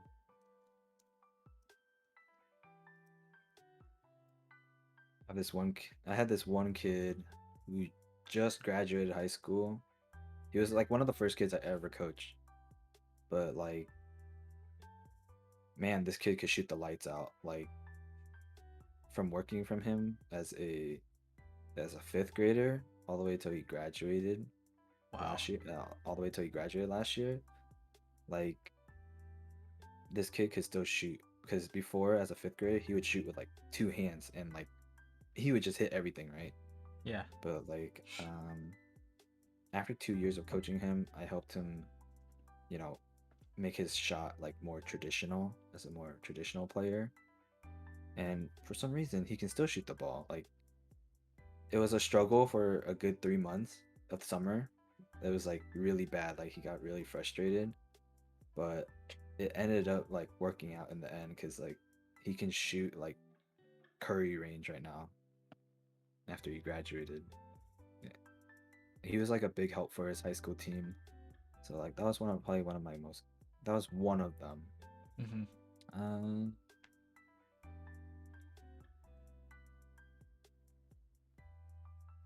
there's this other kid. He is a senior now. He's 6'3". Uh, he's one of those other kids that. Uh, he's one of those kids that like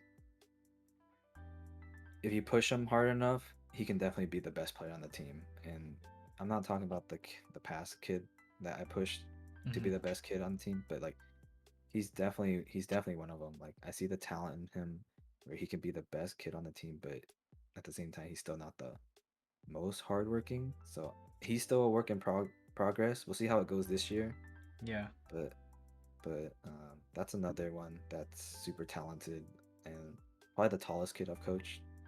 Mm-hmm. Um, but the other kid, I'll bring up the same kid. Then it's a 5'10" sophomore. Um, as an eighth grader, all he did, like all he did was score the ball. Like, but at the same time was like, I told him like, if you put it all together, you can be the best basketball player you can be, and probably be varsity as a freshman.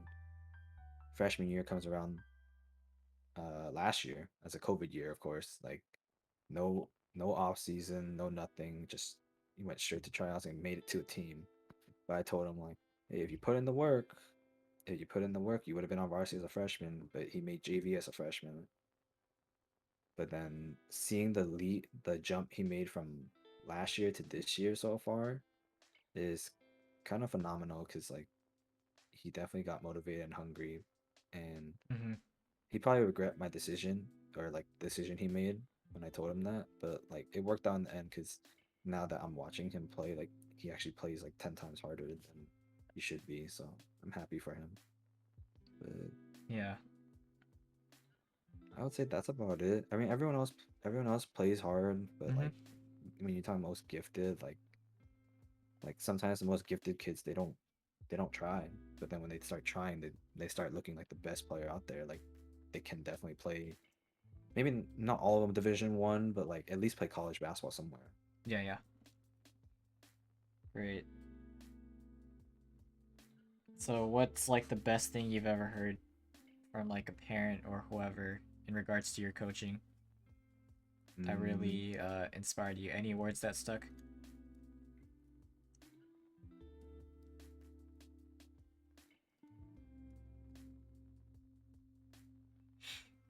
besides motivation, Mm-hmm. it's more of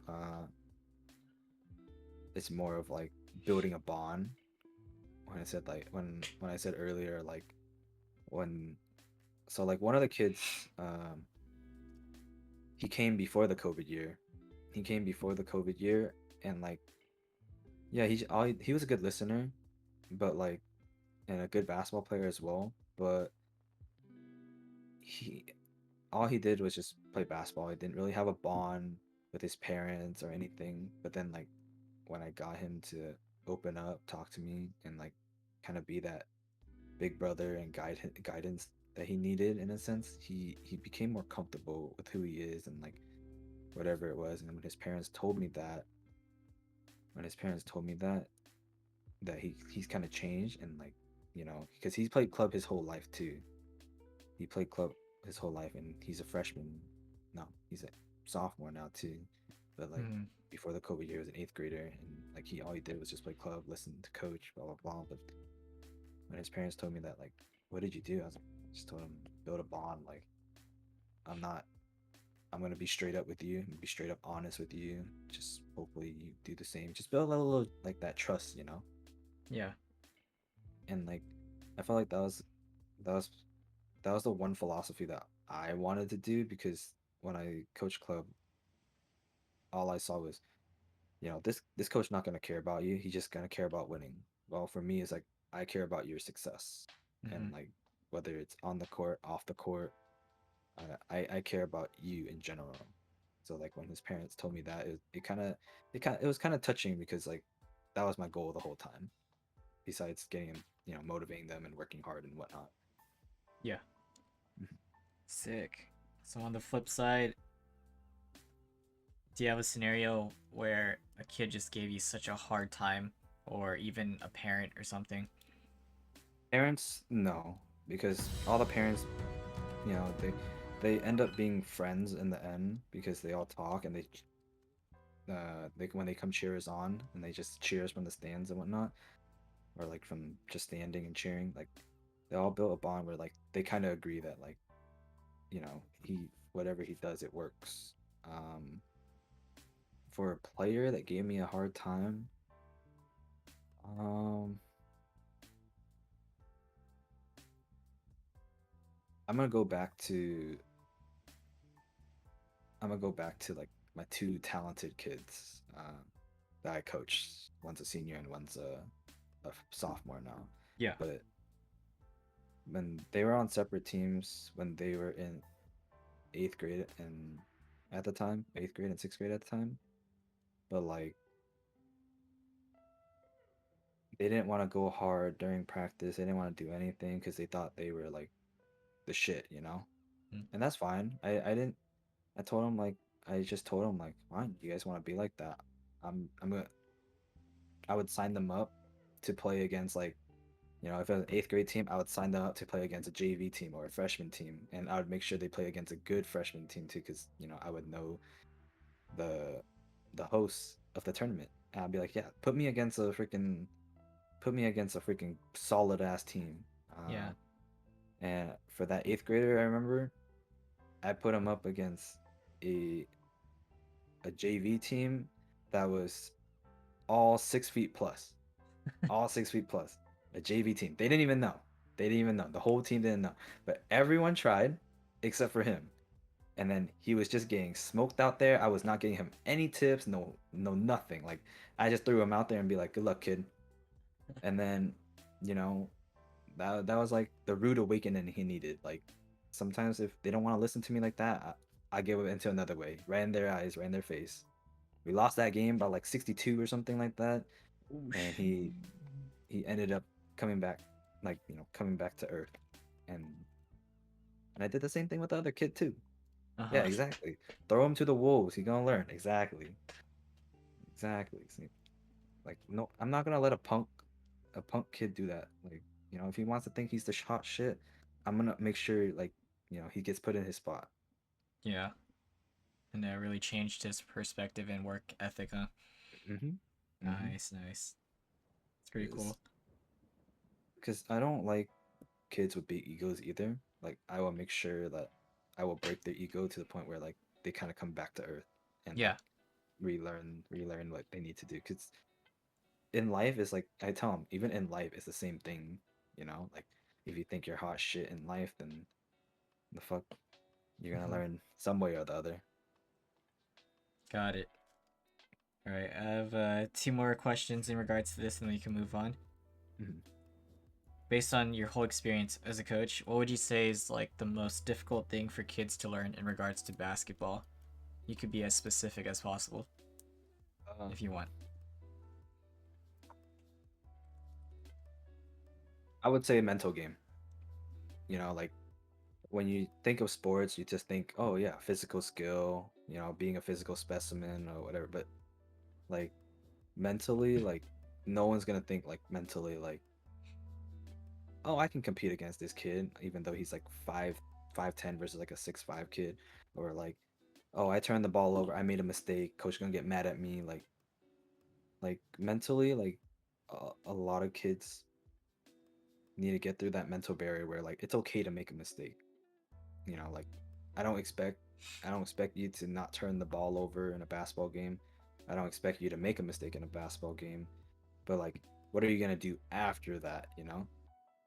What are you going to do after that? Are you going to hustle your butt off and make a stop on defense? Or are you just going to stand there and think about the same play, you know? Yeah. Is because basketball is just back and forth, back and forth, back and forth. Like, well, you miss a shot, so what? Run back, play defense.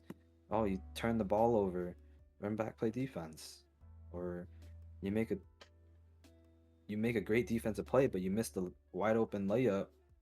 Okay, well, get the rebound, put it back up. Or if you don't get the rebound, hustle back and play defense. Like, I don't expect anyone to be perfect on the basketball court, Mm-hmm. but like a lot of these kids just think like, oh, coach is mad at me, I missed a layup, or oh, I turned the ball over and I'm no, I don't care. Like, run back, play defense, make the next play, make the next play. But a lot of times, that's like the most difficult thing, in my opinion.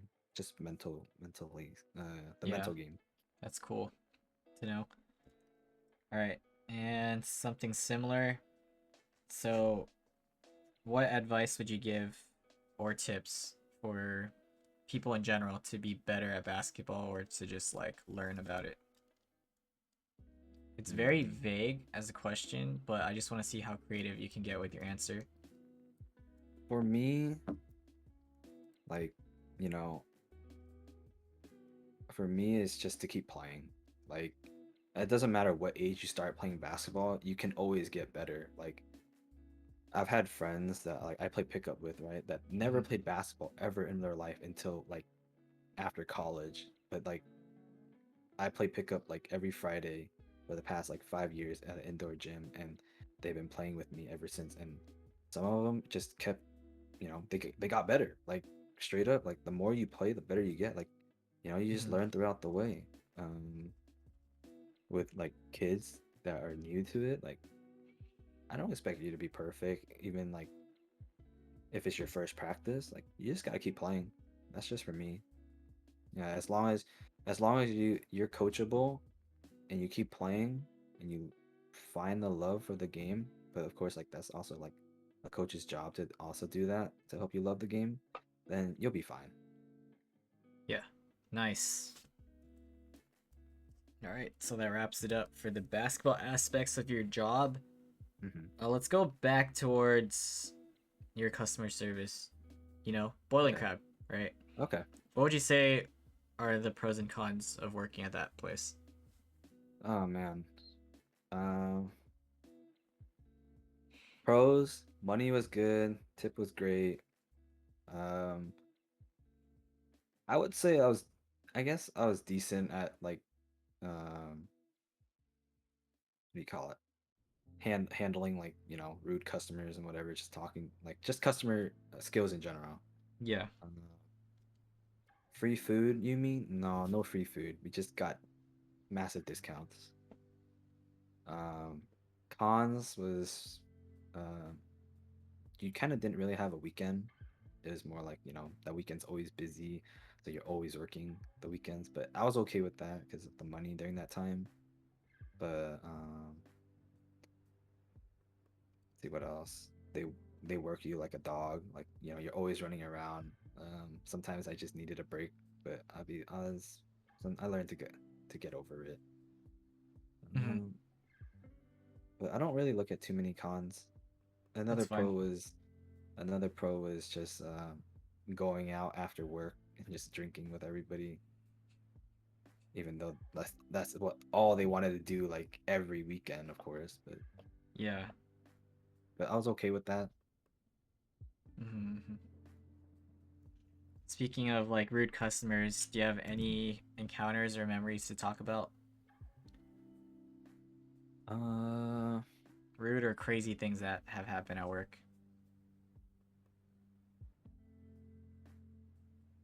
I'm trying to remember. Yeah, it's okay. It's like way back and on the spot.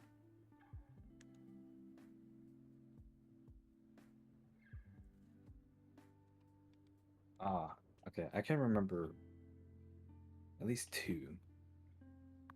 Um, One was when after I took like a customer's order and like, it's a weekend, busy time during dinner. So like I would say like it takes a decent amount of time to get the food out, but um I remember serving this one table and we were bringing out the food slowly because, everything was kind of backed up. So I was just bringing Yes. out one thing at a time, one thing at a time. And they were just getting so mad because they wanted to wait for everyone to get their food and then eat. So one of them was complaining that it was like cold already by the time everyone got their food. But I was in my head, I was just like, bro, you could have just fucking ate. Like you could have enjoyed hot food, but then kept complaining about like service was dog shit, blah blah blah. And like I want to talk to your manager, and then like I was like, sure, why not? Yeah, I'll call my manager over. You can talk to him, blah blah blah. I'll go handle another table. Good, good luck. My manager's gonna tell you the same thing that like, we're kind of like uh low on staff and like it's just a busy time. Yeah. But like I remember like that person was just throwing a fit, blah blah blah, and like they didn't want to pay for anything. And I just remember just hearing it from like the like, from across the table or across the room, just hearing them talk about it. And I was like, yeah, no, I'm thank God I'm not a manager. I don't have to handle any of this. But they just they argued for a good like 30 minutes was one. Hmm. Another one, another one. Uh, it was, I would say it's almost like a similar situation to Cindy's, but like it didn't happen to me. It was just more of like we had a table of 18 people.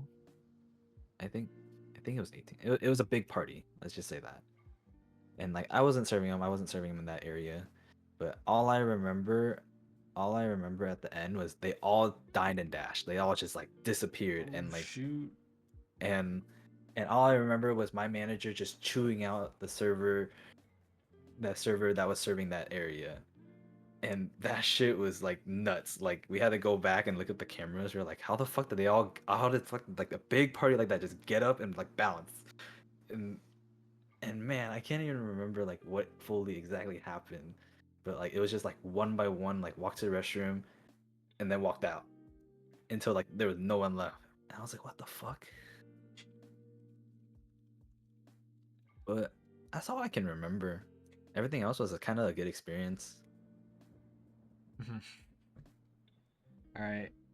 And to basically finish up with that topic, Mhm. what would you want people to know about Okay. customer service? Good thing to know about that since you've been on that end.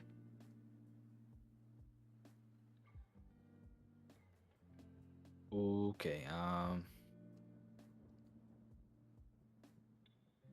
If you don't like talking to people, don't do it. That's all I gotta say. But how many ABGs did you work? Banks, I would say a good amount. A good amount for sure. let's just say like 75%. Oh shoot. Okay, okay. All right, there you go. That's the jobs. All right, we're gonna transition to more of the social aspects. All Okay. right. Um, just because I want to balance the mood and emotions, you know. Yeah, yeah, yeah. All right, let's go with actually some of your interests. Are you into like any shows, anime, movies, dramas? So all of that I've been slowly getting into. Okay. Slowly getting into. Like I told you, my whole life has kind of been like busy, busy, busy. So I kind of didn't really have time for any of that. Mm-hmm. And because if I were to fill that time, it was to play games Yeah. during that time. But when COVID hit, yeah, I slowly started getting to so the one drama I'm watching, K drama I'm watching is called Hospital Playlist. Um which shows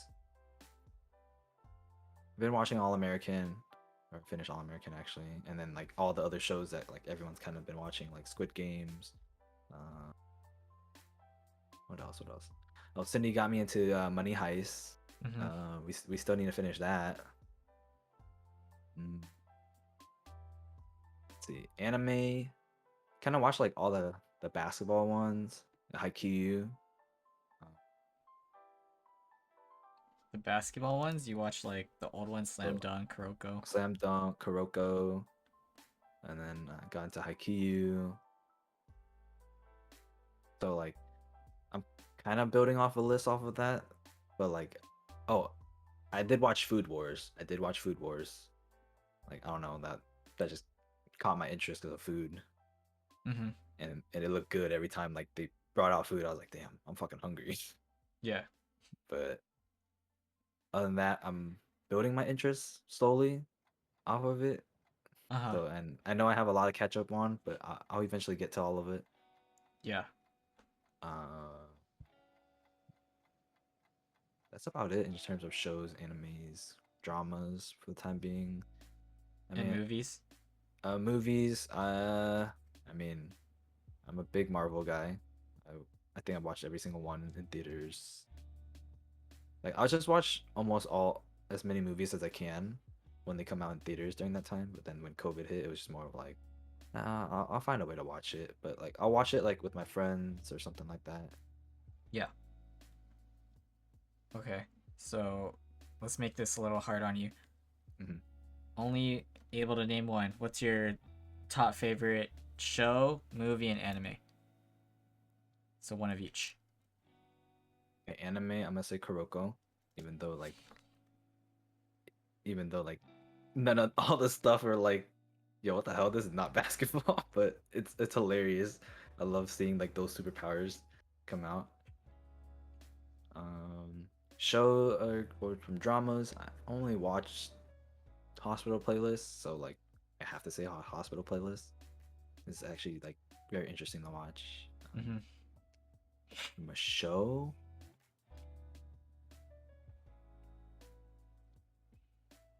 From a show, I'm just gonna go with All American. It's revolved around football, high school drama. Okay. It's like interesting though. It's the most recent one. I can't remember like any other ones I watched. I feel like I've watched a couple, but it Uh-huh. doesn't like click my head. Gotcha.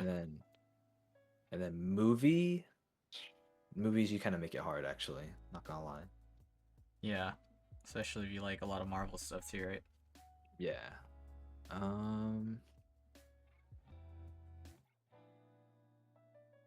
that one's hard. Mm, I'm gonna go.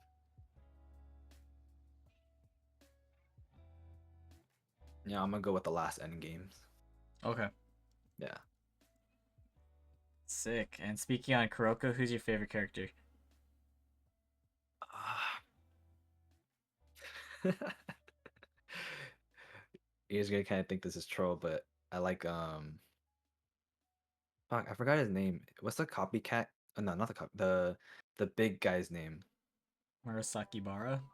Yes, him for some reason, like he reminds me of all like a good amount of the kids I coach. They're all lazy. They just want they're Dude, pretty good. that's But then crazy. but then when they put it all together and they want to play, they just go all god mode or something. Dude, literally, when you're talking about your two students, the Yeah. examples, I was thinking of him the Mhm. whole time. And then I realized that you watch Kuroko.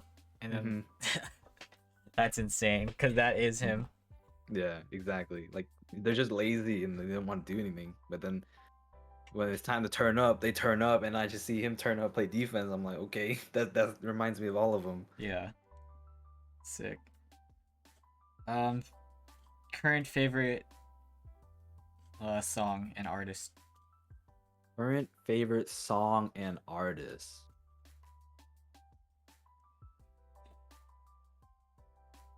You are making this very, very hard actually, because I don't really have like a full genre of music I like. Like I'll listen to Yeah. whatever like vibes with me or whatever the vibe is right now. But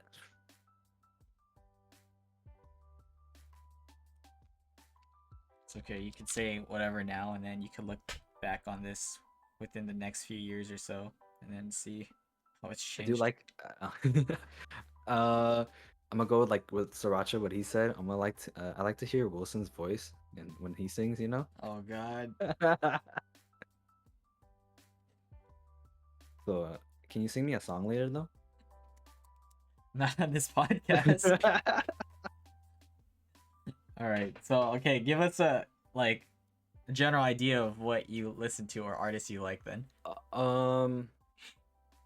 Right now I'm into a lot of EDM, soft EDM, or Mhm. even hard EDM. Yeah. But I'll listen to like Millennium, Slander, Griffin, Seven Lions, Arm and Hammer, Hoarder. Can't forget about him. Mhm. A little bit of Rez.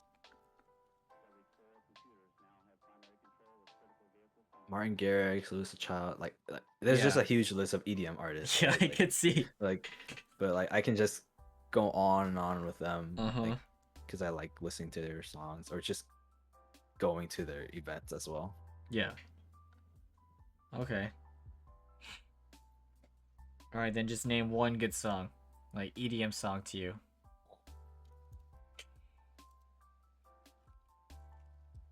Love is Gone, Slander. Nice. All right. Okay, and then last thing to touch up on in regards to basketball. Mm-hmm. Are you a trash talker? Am I a trash talker? Yeah. No, I'm not actually.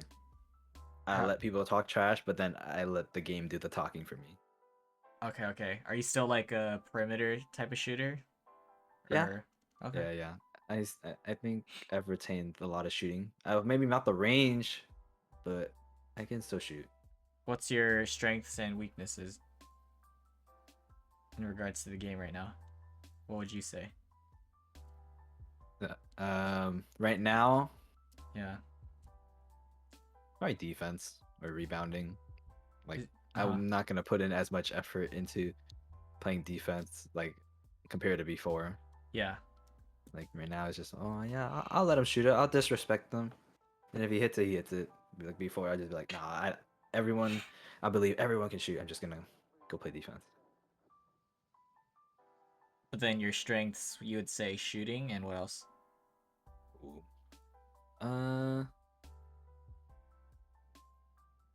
I would say a little. I would say a mix of passing and dribbling. It's not like it's like a tie in a sense, Mm-hmm. but shooting is like just up here. Like I think I can outshoot some people here.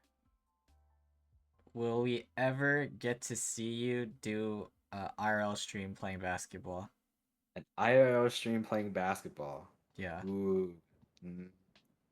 that's an idea right there. So if you ever want to do that, that'd be sick. Possibly. I'm not opposed to it because I play basketball every Friday night. Every Friday night, so it's a possibility I do it. Let's go. Oh, all right. Cool, cool. Do you need a break before we get into the next topics? Ah, we can keep going. I'm Okay. chilling. I mean, unless you need a break, then I'm okay with that. I'm good for now. Thank you, thank you. So we're gonna get into some serious topics here. So brace yourselves. Let's talk about relationships and heartbreak, if there is any. So How far back are we going in these relationships, though? we're going back to the first one, whatever you consider. It could be a crush, relationship, whatever you want to call it. Like the spicy details, it's up to you, whatever you want to say. And how I usually kind of like transition this, you could talk about how you guys met, how long it was, give specific timelines, and how it ended, and then just proceed from there. Okay. The very first one, freshman year of high school, or well, right before freshman year, because she did volleyball camp, and then I think she did soccer camp. I don't know. She was also like a dual trio sport athlete. I forgot what it was, but she was an athlete. Athlete, We met. okay. Yeah, we met. We met during that summer. Just like oh, had some time to lounge around before I go home, and yeah, we just talked and talked for that whole summer, and then we got together right before, right when's no, a couple weeks after school started or something like that, if I remember correctly. It was like pretty. It was like during that time. We dated for a year and a half, and like everything was smooth. Like like the girl was awesome. Like just she understood me, I understood her. Like, but like, I guess this is where like the heartbreak kind of kicks in, because like you know it's a little bit of my fault. Oh, well, I guess not a little bit, but um, I learned that communication is key in a relationship at an early stage, and that's what I didn't have during that time, because I was just so focused school and then sports, like all the sports I played, and like I would talk to her like very very little, and like at first it was very good, like for the first like year, but then the last half year I got very bad at it. Like I couldn't handle it. Um, but then she ended up cheating on me with another dude, and like I was very heartbroken at that point, because like, but like in my head, you never thought about, oh, communication is key, like of talking to her about like your problems or whatever it is. Mm-hmm. And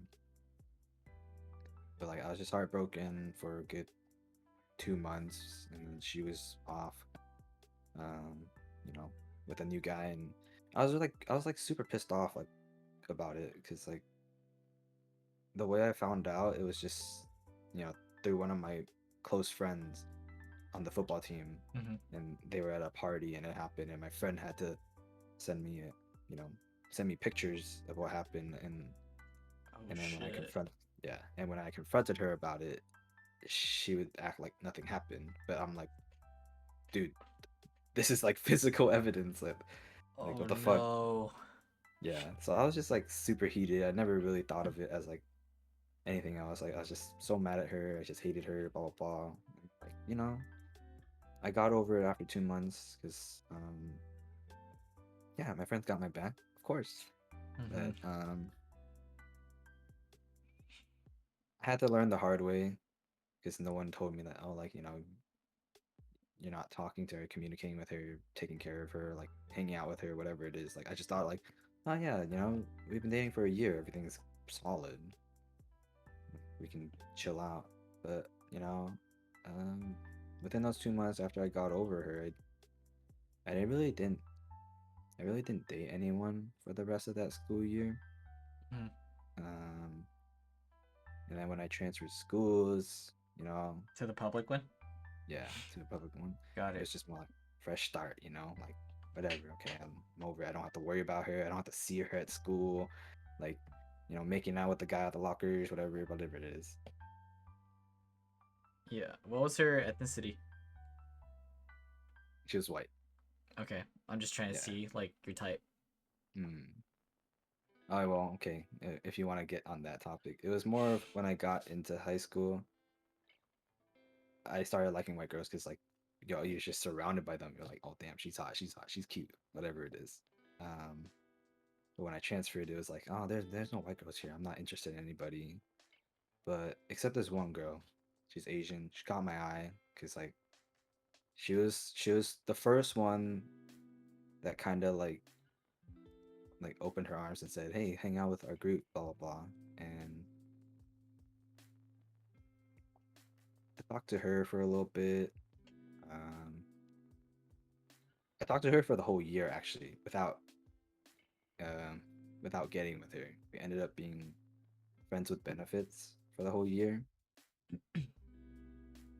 and then going into my senior year, it was when we got together, and everything went well. Everything went good.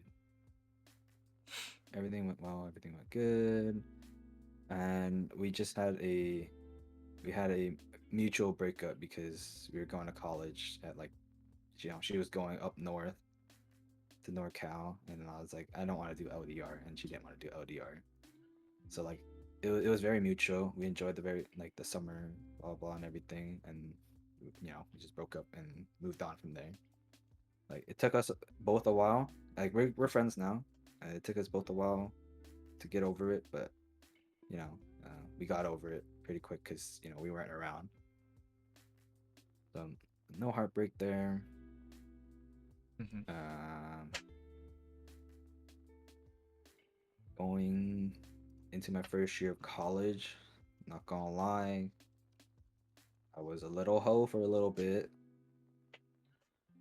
for my first year of college and a little bit of my second year, and then I just stopped before I transferred. And then when I transferred to Cal State Long Beach, uh, I thought about joining a frat. I thought about like doing all the things that like a first year would do, but I was like, nah, I'm just gonna focus on school. And then I didn't date anyone that year. Going to the next year, I met a girl in my. You guys are gonna think this is stupid, but I met a girl in my. Which class was it? Anatomy class. Met a girl in my anatomy class. She became my partner for everything, and we just talked and we got along. Mm-hmm. Um, we started dating. We started dating all the way until right before COVID, and we broke up because she had the strict parents, so like they didn't really want her to go out, blah blah. So it was a little heartbreaking, a little bit, but like I learned that it wasn't going to really like work out because if we weren't gonna see each other or whatever it is. But other than that, that's about it. You just wanted to check out. uh, Maybe. All right. So that Cheap. was it. Okay. Okay. Anything else worth mentioning in regards to relationships? Mm, no, I would say like I just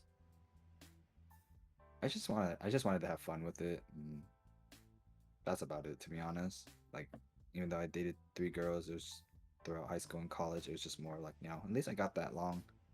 I actually made it long enough to like at least I did something right. But Yeah. So what's like the greatest things you've learned from all your relationships? You mentioned communication's key. That's one. um,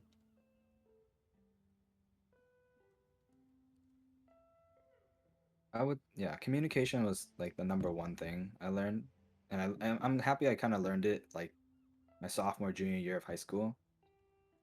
Uh, Second one I would say just more of like the second one I would say you know, like since I guess I'm a pretty fast learner, I learned like not to be so clingy and like, you know, just trust them in a sense. Because like I knew for the first couple months of that relationship, I couldn't trust anybody because I got cheated on. Like, you know, that memory just comes up. But like, she made me feel comfortable in a sense of like, oh yeah, you can trust me, and like, you know, just feel free to bring up any concern, and like respect each other's boundaries in a sense.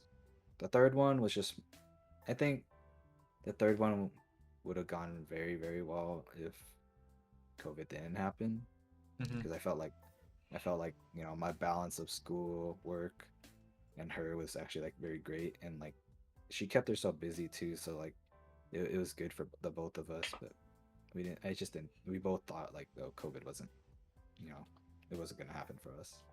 Yeah. And so as of now, you're just doing you, living your life, right? As of now, just doing me, living my life, having fun. If anyone comes along, then cool, but just here for a good time. All right, now for additional exclusives, we waited for this moment, this podcast. All Waiting right, for this moment. Okay. who, if it's okay with you, Mm-hmm. who are your current crushes? Current crushes. Mm-hmm. Ooh. You said there's more than one, so if you want to drop some names, this is the time to shine. No Oh one will man. judge. No, everyone's gonna be judging, but that's okay. Oh god, everyone Me, started talking. 7 rings. He's got hella. Okay, relax, guys, relax. Those are the hype men. I see it. Love to see it. um, for sure, Christina is one of them. Miss Christina OCE. If you guys don't know on Twitch. And wait, before you name them like the others, Hmm. explain Okay. why Why? and even when if you want. When? Yeah, I don't know juicy about. details. I don't know about when for her, Okay, but fine, like, fine, fine. but for her is like, oh, she seems down to earth. All right. Like, yeah, we can just troll each other in chat. So like, you know, she just seems like easy to talk to. And then, well, sounds like she also just wants to hang out and have a good time. So I'm okay with that. You know, Disney date, if she's here, I'm down. Mm-hmm. Sick. Do I really want to name the other ones though? Of course. I mean, if you're asking me, I'm gonna say yes. Hmm. Do I really want to?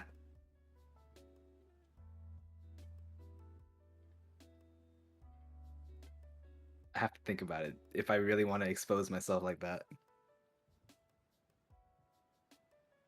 What's the downside of exposing yourself in your thoughts? Like they'll know and that's it, or what? um, Your friends are gonna use it against you, leverage? nah, they're not gonna leverage me Okay. with that. Yo, they'd be probably clapping and stuff right now. Just be like, my man has Alright. good taste in women. Alright, I can go with number 2. Okay. I don't think she's here anymore, but I hope she's not listening. Cindy, sincerely sinful. That's number 2. Oh shit! Ooh. Uh-oh. Wow, Uh-oh. that caught me off guard actually. Wait, what? Yeah, I don't know who you just said, but continue. Like, why? Uh, Same thing like with Christina. She seemed down to earth, cool to hang out with, and well, we've been watching Money Heist for the time being because, like, you know, she's all the way up north, I'm all the way down south in California. Mhm. Um, Wait, like together? yeah, Oh shit! Nice. Okay. yeah. So like, you know, if she's down to hang out IRL, I'm down. Mm-hmm.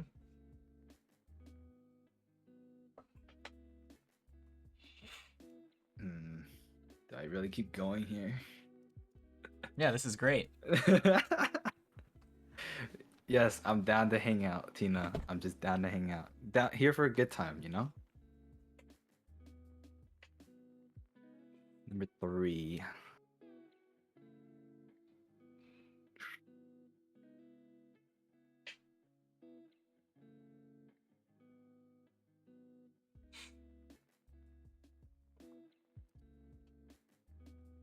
All right. I'm gonna list 2 more actually. I'm gonna list 2 more. Wait. Is that like all of them though, or are you just No. you're trying to hold back on one of them?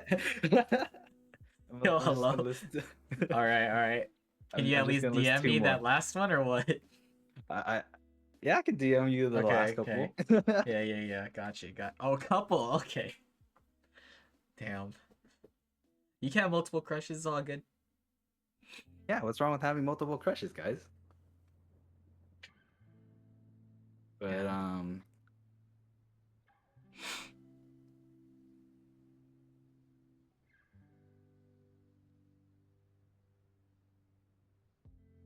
Number 3 is I swear to God, I hope she's not here in this chat, but Wait, it should be in my chat. I hope she's not. Oh, okay. I mean, I don't know a lot of people, so you might name people I don't know. Okay. Number 3, I'm gonna say Mish. She goes by X3Mish on Twitch. Okay. Uh, she just seems like a very easygoing person, easy to talk to. I mean, Mm-hmm. we've had some good, like, meaningful conversations. Off stream, of course. Yeah. Yeah. And my number 4, well, you guys are gonna love number 4 a lot, actually. My number 4 is he's sitting right in front of me, right above Bro. me, Bro. like this guy right here. You know, Wilson Chang himself. F's in chat. Like,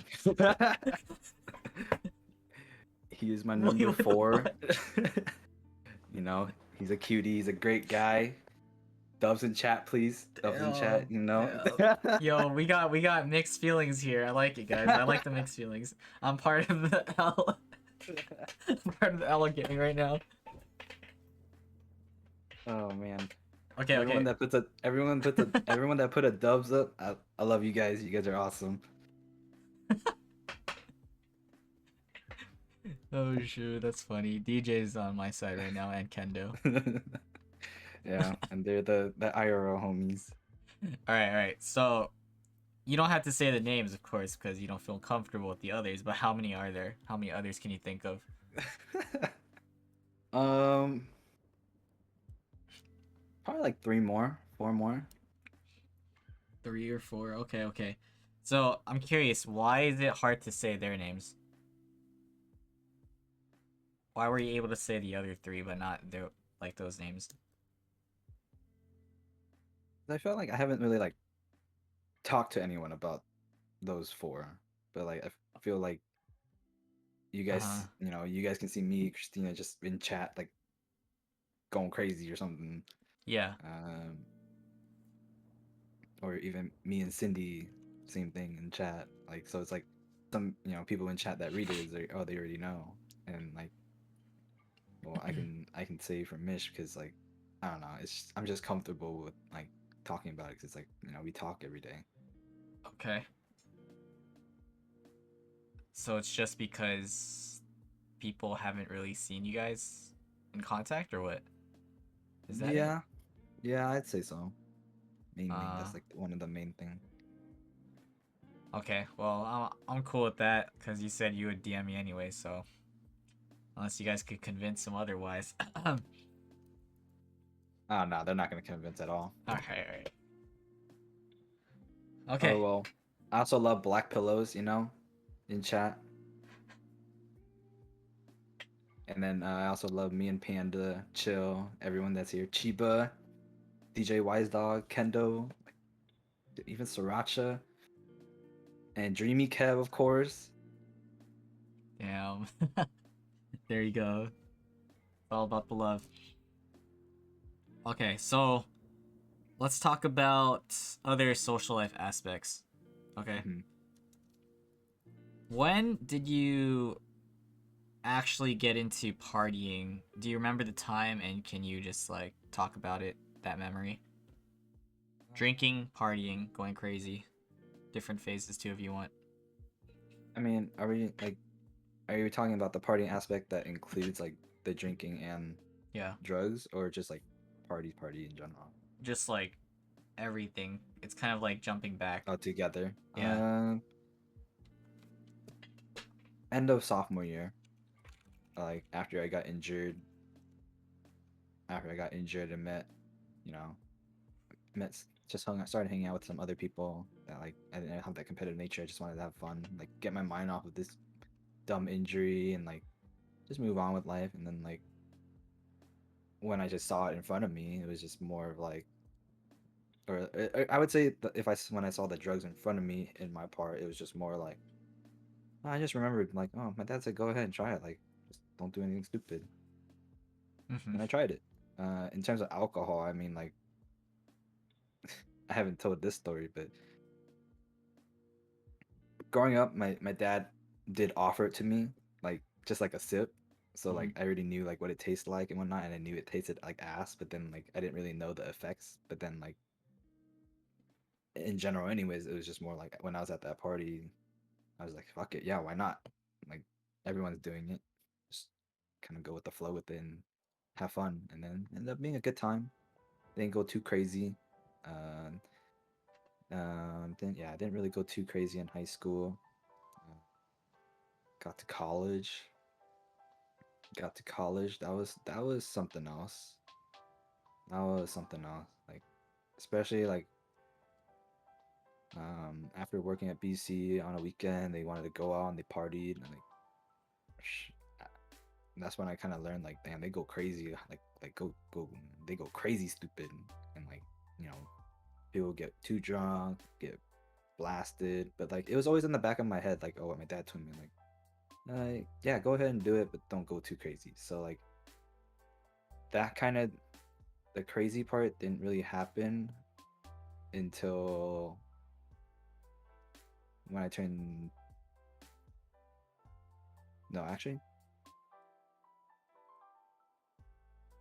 when was it? Oh yeah, it was when I turned 21, but not on my birthday. It was on my friend's birthday instead. Mm-hmm. It was like um it was almost around roughly Christmas. It was like a week before Christmas, and that was like the time where I just drank so much cuz like I didn't really care. Like I just wanted to have fun like and like I lived down the street anyways. But then it ended up backfiring because then I couldn't drive home. Someone else had to drive me home, and like, man, dude, that that was my first time ever just blacking out and not remembering. And you know, I threw. Only thing I can remember is throwing up, missing the trash bag a little bit, and some of my yak ended up being on my friend's carpet. Shout out to my friend's dad for cleaning that up. What a shout Um, out. but other than that, like I kind of just like stayed in control my whole life. Uh, and like yeah, I got to a good level and had a good time. The only other time I could say I kind of like blacked out was my birthday this year, even though it was a COVID year. Went to Palm Springs and I kind of drank too much Mm-hmm. because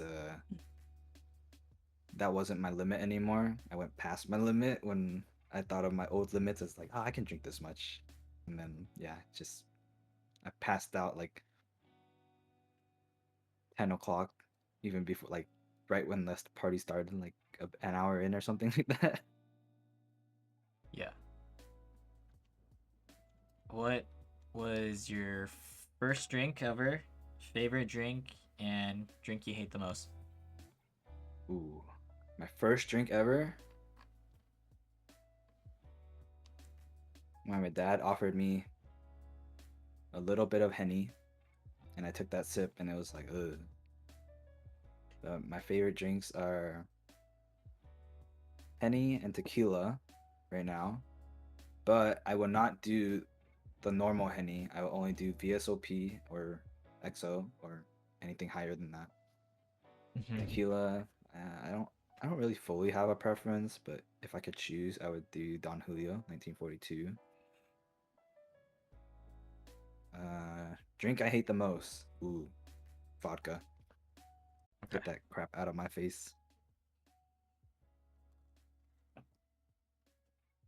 Any other crazy party stories? It doesn't even have to like be about you, but what you've ever experienced or witnessed. Hmm.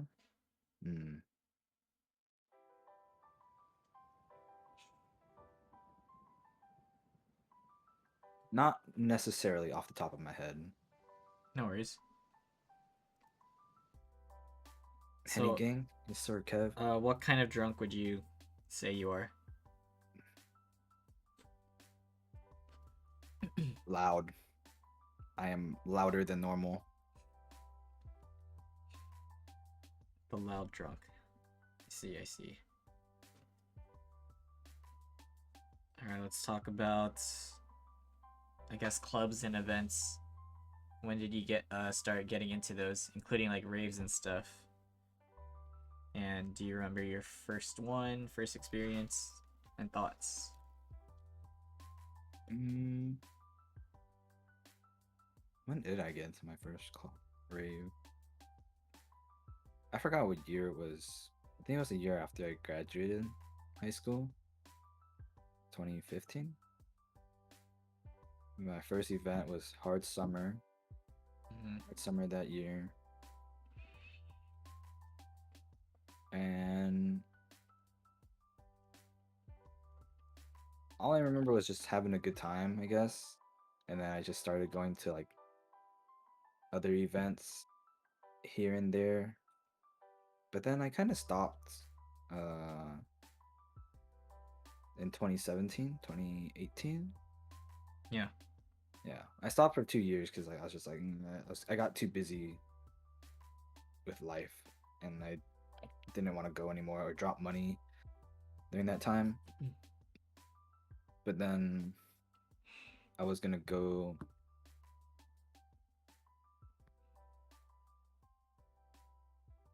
I was gonna go in 2018. 2018? No, 2019. Well, not 2019. Well, yeah, 2018 I was gonna go. But then I was just very hesitant on it. But then when COVID started hitting, I started watching videos and everyone talking about it. It just gave me some FOMO. So then I started going to, well, what we had down here was park and raves. So I would go to park and raves.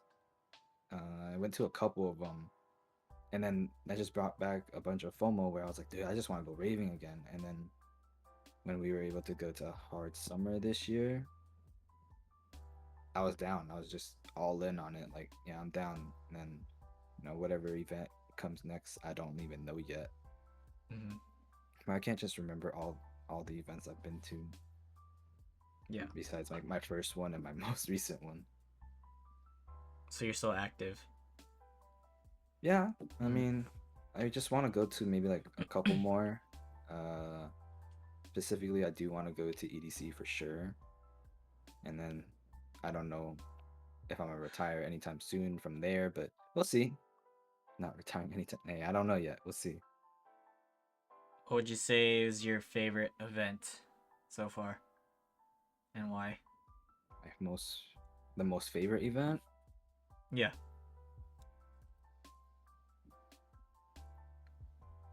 Like memorable favorite? I'm gonna just say Hard Summer this year. Even though I lost my phone, I just got to rave with a couple of my homies, Black Pillows is one of them for the first time because that was his first ever event, and then two of my other homies that've gone to events but I've never gone with them. Hmm. Nice. And aside from raves, are you big on going to clubs, or were you? Uh, at one point, yes. I mean, I'm still down to go, but like, I would prefer to get a table now. I think Banks said Arena K Town table. I'm, I'm down, Banks. But Jeez. yeah, before I would just go just to go, and but now it's like I feel like I'm older. I kind of have a preference of like what I like. I would prefer to have a table and chill out. Hmm.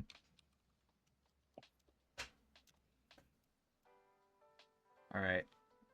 So the next topic has to do with just general like mental health stuff. How are you Mhm. as of now mentally? Uh, I think I'm great. Like I don't stress too much about things anymore. Like all I do is just work, coach basketball, Hmm. go home, chill out. Yeah. Like, and I just learned to accept that. Like, yeah, if anyone comes along, cool. But right now I'm just more, more focused on me, the grind, and see where everything takes me. Hmm. So we spoke in that group Discord thing we did last week, right? Hmm. In regards to, I guess it might be COVID, Hmm. but we talked about like the lowest point in our lives, Yeah. right? And you mentioned that you rather not say at that time. Hmm. Do you recall what you were thinking of? Yeah. I mean, Are you able to talk about that? I can talk a little bit about it. I don't mind. I don't mind talking about it like too much. Yeah, yeah. It has to do with COVID or what? You could just start off from when it, like wherever. Yeah. I mean, when COVID hit, like, mm, you know, I told you guys my mom got in a car accident. Uh, I didn't work because work all the offices were closed, basketball clubs had to be shut down. Like I just didn't really know what to do at that point because like I was so used to a routine of like work, coach, go home, do the same thing and repeat, like be busy, like keep myself busy. Mm-hmm. Um, and I just woke up every day like, damn, what the hell am I doing with my life? Like, I can't do anything right now. Like, fuck, dude. Um, and it was hard for like 2 weeks, but then I slowly started doing things around the house that my parents needed, and I just rode with it because like we were all at home. Oh well, actually besides my dad, because I don't know why my dad's company was still working, but we were all at home. I was just doing a bunch of things to help my parents out while living off EDD, but at the same time I kind of felt useless and I was wasting time with life because there was nothing to do, literally nothing to do. Um, like sometimes I just wake up, be like, what to do today? Oh wait, I can't fucking do anything. I gotta stay at home. But I got over it within a month or two. Um,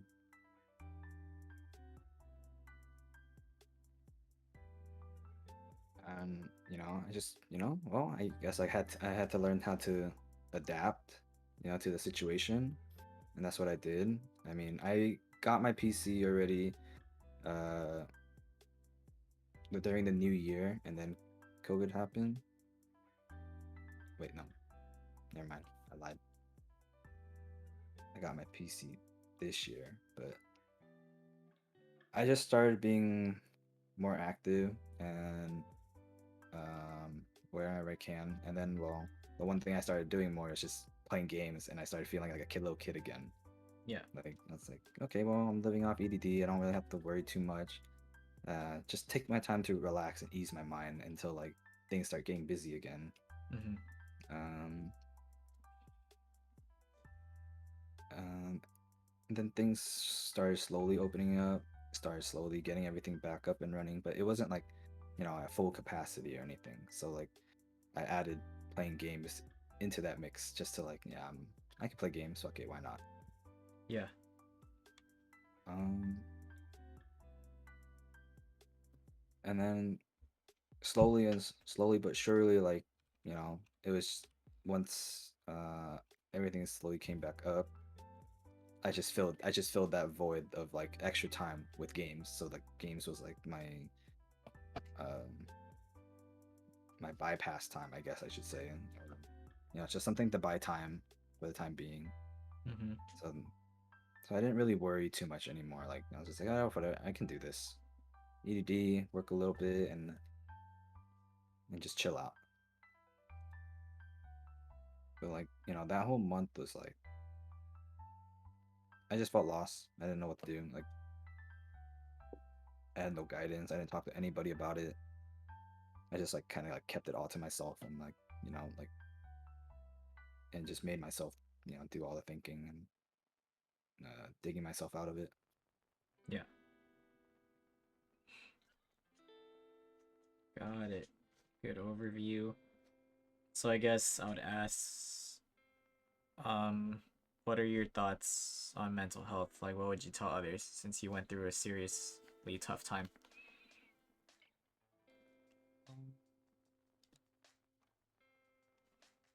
Sometimes you just gotta push through whatever situation you are in and then just readapt to it because life's not just gonna readapt around you. Life's always gonna change and you're gonna have to learn how to readapt to life. Mm. It's just a matter of how fast you want to readapt and acknowledge that situation.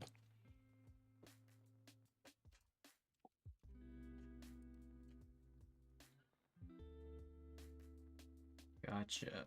Okay.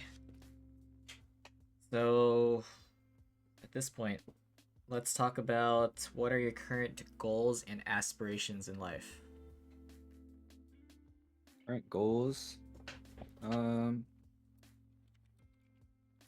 to eventually finish school and be a full-time physical therapist, but also I want to keep building my club team and then turning it into an actual like side hustle. Maybe it actually turns into something, but like I got to figure out the time for that. And then, well, when I picked up the high school gig, it was more the goal for that was to if I can make a name for myself in high school and then also become maybe like what we call a feeder program to that high school.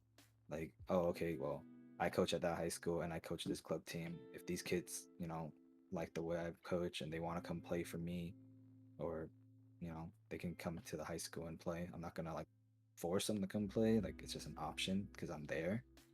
And if they don't and they go to another high school, then cool, I'm still gonna support them regardless. But overall, to become a feeder system into the program, uh, that's about it for now. I mean, I Mhm. just want to see where basketball and then this job takes me. That's all. Aside from goals and aspirations, what travels have you done or adventures, and what do you plan or want to do in the future? Uh, I've been to Europe, been to France and Germany. What else? Oh, actually, do you want to include like my travels with my parents too, or Yeah, yeah, of just course. Just oh, everything you've done. okay, well, let's see. As a kid, I've gone to Vancouver, Seattle, Mexico, Argentina, Peru. I think it's Peru. No, Puerto Rico. Um, that's what I did as a kid. But then, oh, and actually, I went to Vietnam as a kid as well. Hmm. But I didn't travel for a period of time because my parents were okay with letting me focus on basketball and everything club, club, club. So no travels all the way throughout high school. And I went to Europe, Germany and France my first year of college for 3 weeks. No, 4 weeks. I went for a month. Went for a month. That was a great time. First time traveling without my parents, and that was an amazing time just to learn about Germany and France. And well, French people hate freaking tourists. 100%. Oh. Yeah, they do. Um, I've been to Germany, not Germany, South Korea and Japan for a whole month. Spent 3 weeks in Japan and 1 week in South Korea. Probably the greatest time of my life because I went. It was 2018 when I went during the spring, so I got to see like all the cherry blossoms during the springtime in Japan, and like learning about Japan culture and like eating a bunch of like Korean food and learning about their culture and learning that soju is cheaper than water over there is something else. And it's a place I want to go back to more than any other place so far on my list. Oh. Insane. And I do want to go to like Thailand, back to Vietnam one day.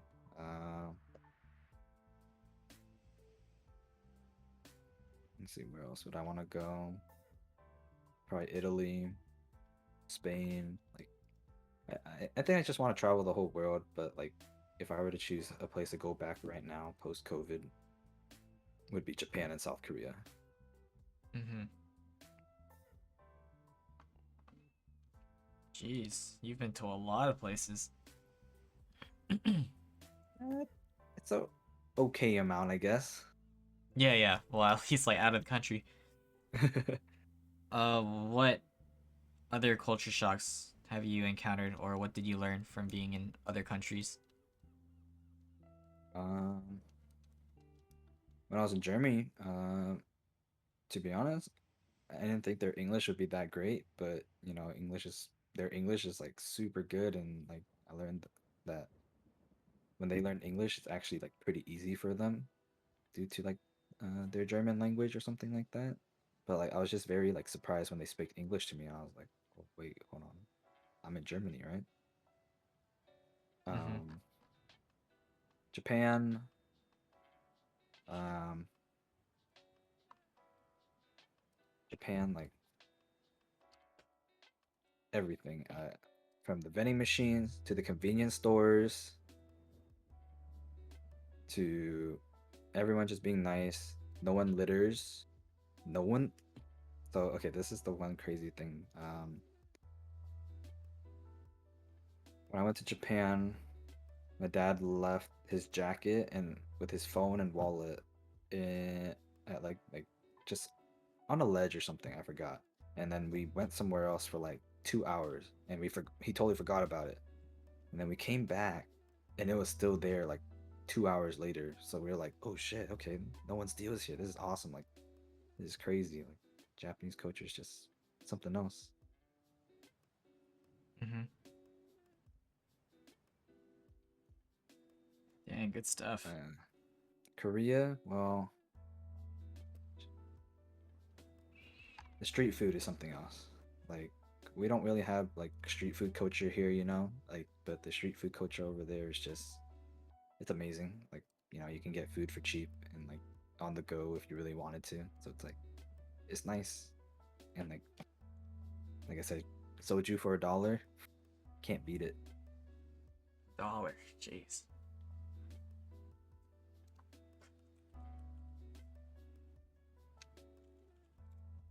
This was a question asked from earlier Hmm.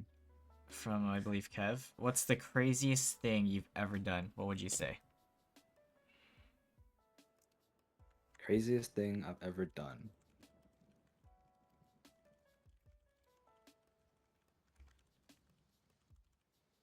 Mm,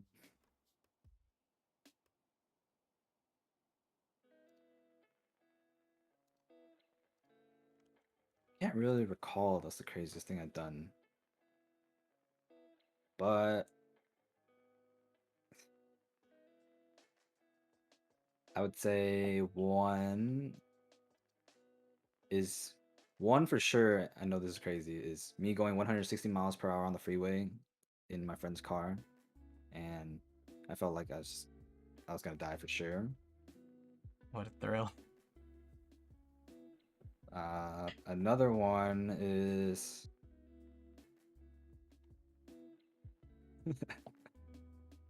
uh, another one is letting Will Heroes here put his nutsack on my back. No comment on No, that no one. context. Okay, Yeah, got it. yeah. Sheesh. All right, all right. Let's transition. We're gonna talk about social media. Before we get into Twitch, what other social media do you use and that you want to talk about? Like, what do you do with them? I use Snapchat here and there, Instagram. Um, I just got into TikTok, and that'll probably be used for streaming or something.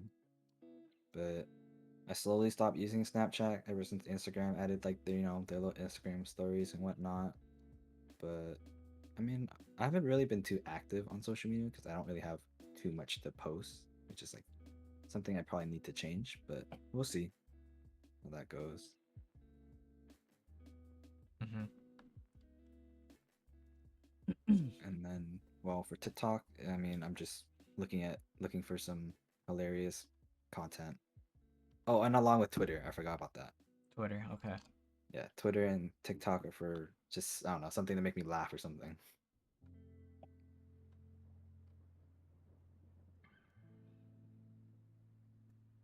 All right. It's time, it's time. Gonna talk about Twitch, and then we're gonna wrap it up with a few questions. Hmm. And of course, chat, you guys could definitely ask some questions along the way. It's okay if you ask questions that have already been asked. Let's start off with Twitch. First off, how did you come up with your name, xKRYPTICPANDA? Um, so growing up, um, I had friends that just well, when I was on the football team, I was like one of the only Asians on the football team at MD. Um, some of the kids would just start calling me Panda. And I was like, okay, yeah, that's cool. That's fine. I didn't really have any problem. Like they would either call me by my last name or Panda. Just Mhm. respond to it. Like I didn't really have any like objections to it. But Cryptic only came up because like I was just thinking of a username for when during the Xbox days when me and my friends were playing games and I got one free name change to change on my Xbox name and my friend's like, "Oh, just put Cryptic Panda." I was like, "Sure." But Cryptic with a K. So I was like, "Okay, I'll put Cryptic with a K." So that name kind of just stuck around for a little bit and until now. I just added the X to it because I think someone already took it on Twitch, and then I just started adding. Oh, I had double X's before, one at the beginning and one at the end. But then I just slowly started I'm just gonna put one X in the front after Twitch didn't let me put Cryptic Panda because it's already taken. Mhm. Gotcha. Okay, so in regards to Twitch, talk about how you kind of learned about it and what made you decide to pull the trigger to stream. Um, I always knew about Twitch, but like I was always on it maybe to watch like the bigger streamers like the Shrouds or like um what's the other I watched Asu for a bit, Baker. I don't know. I was just watching a bunch of like stuff, but mainly all like the big streamers. And then like I think one day, sometime this year, I started checking out like some smaller streamers, and some were guys, some were girls, and then I learned that they all interact with chat. I was like, oh shit, this is something different. And and then, I think when I started like talking to one person and then they raid the next person, I found that person cool and I just carried on and on and on and on. Like for me as a viewer, I was like, oh, okay, yeah, this person kind of knows me a little bit, and it's cool to like get to know them as a person. Yeah. And like, oh, I can see Twitch as like, oh, I can make friends out of this because COVID year, I can't really go out, nothing like or any of that. Um, so I just kept being a viewer, just trying to make friends, like as many streaming friends as I can.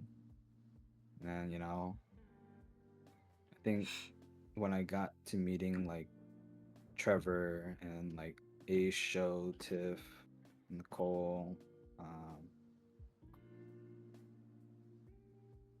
it was like I got to play games with them too, and I was like, oh shit, okay, well, not even it's just another plus of making friends. It's also playing games with them on and off stream, uh, and of course, just being a viewer and just supporting them still was cool.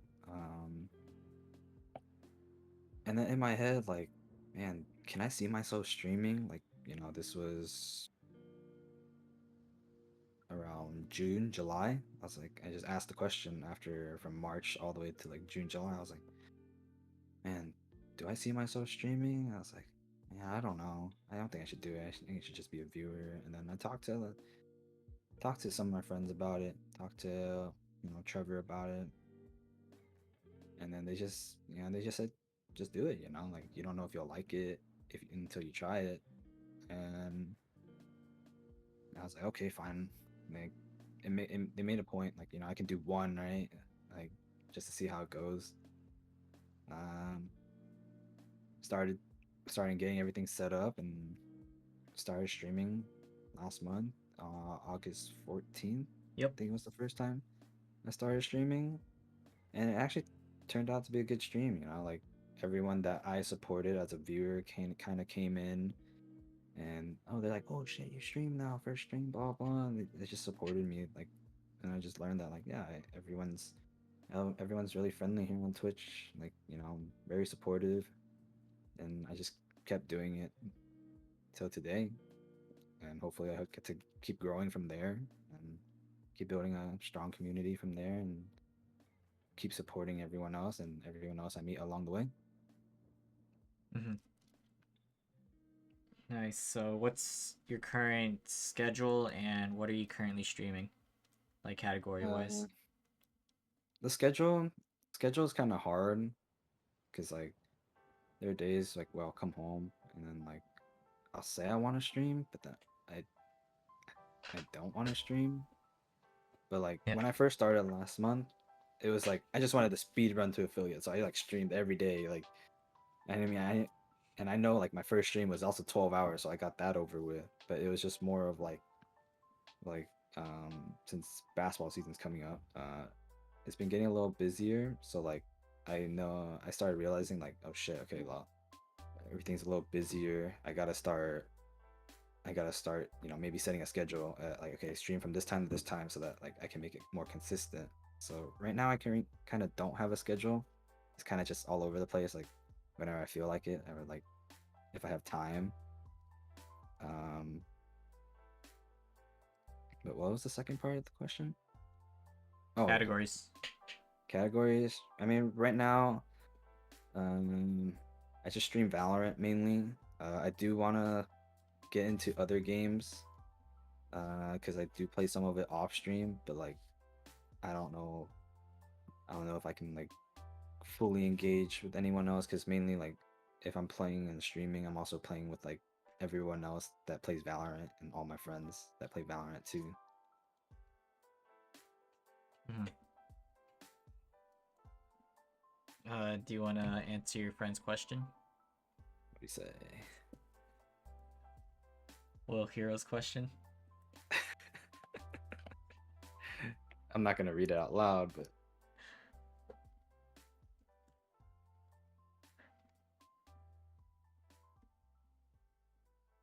I'm not gonna answer that question. Okay.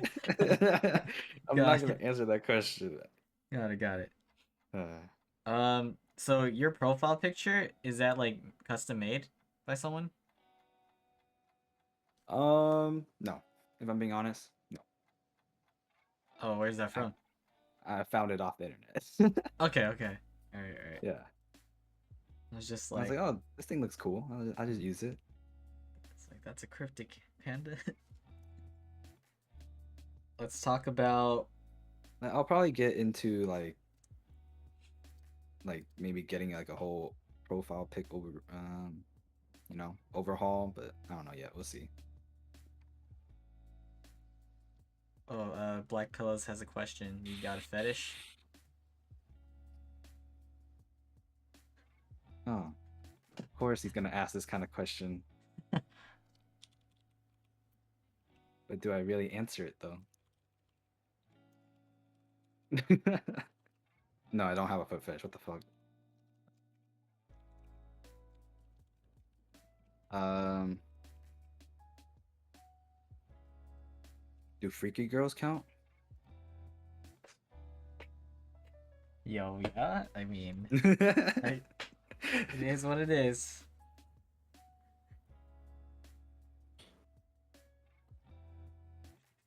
Your friend's asking you some interesting questions here. Yeah, relax there. No, no, none of that.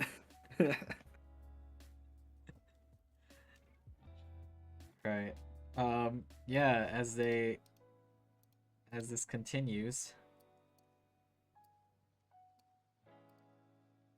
um, talk about your day ones. Who are your day ones from Twitch? Like the first people you met that are still in contact with you today. Day ones? Damn. All right. Yeah, I feel like people from Twitch that I hang out with the most, or they always come around. You know, shout out to Trevor. He's one. Me and Panda, Matt number two. You know, Mike Easy number three. Wilson, you've been super supported when I first met you. You know, I gotta add you in there. Damn. Okay. Okay. Uh, Appreciate that. Ian, EJSX. She's been around. Like she's been cool. Uh, X3 Mish. She's another. I would say those are some of the day ones. Yeah. I mean Chiba I met through your stream, but you know she's been around. She's been super cool as well. Mm-hmm. I'm Um, glad. I'm glad. there's too many people actually. I feel like I gotta show everyone the love. You know, like even Cindy's there. Not well. Okay, Cindy. Yeah, you can be the whole weekend. Oh shit. Cindy's back. Yeah, Cindy's back. All right. It's interesting that you mentioned that. So I was gonna ask you specifically how you met Trez, Matt, and Mike, and what your experience with them has been like. Um, Like first impressions of them and how you got close. hmm. With Trevor, it was more like I was always like in Taffy Andrew's stream, so Tiff stream, and I was also in Kayami Nicole's stream, and then like I always just saw him there, and then I started slowly learning that oh like it's the Hawaii crew, and then um they just asked me to play games with them one day, and then we were just playing games one day, and you know slowly and surely got to know them a lot more, and then when A showed to Nicole and them, they started moving to Hawaii or from Hawaii to LA. I started keeping Trevor company, like, cause he was always around, and we always just wanted to play games too. So like you know we hung out from there, and then slowly, I was always in Matt's stream as well. I forgot how I met Matt. It was it was probably through a raid or me. I forgot. I don't even remember. Mm-hmm. But met him, talked to him for a little bit. Uh, then he started playing games with us, but started playing games with him, Gary, so Garwai, Christine, or even like Kyra, Kaimitona, Christina's and Luca. But I started playing with games with him, and then I started hanging out in his stream a lot more. And then man, I forgot how Mikey came along. I think it was through Matt too. Like Mikey came along.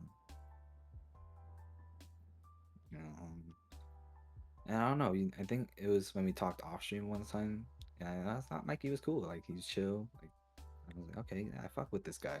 Mm-hmm. Dope. Yeah, it's good stuff. Connections, man. All right. And Few more kind of random questions about Twitch.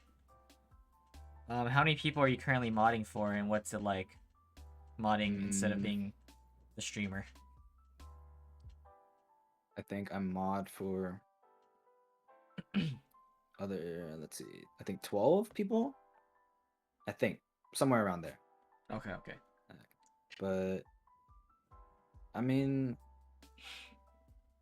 it's cool. I think of it as like the same thing as, you know, for me just being a viewer, like, you know, I just get to enjoy their content, and then of course like try to help, you know, I have some power in the chat, and then I can, like, you know, just help them out in a sense if they with whatever they needed, or like, you know, just ban bots or shout people out, like whatever it is, instead of like, you know, being a normal viewer and just, oh, I just get to sit there and watch, you know. Mm-hmm. There's a question. Who's your Valorant idol? My Valorant idol, like, are you talking about agent or streamer that plays Valorant? What is it here, Will? Oh, Pro. pro?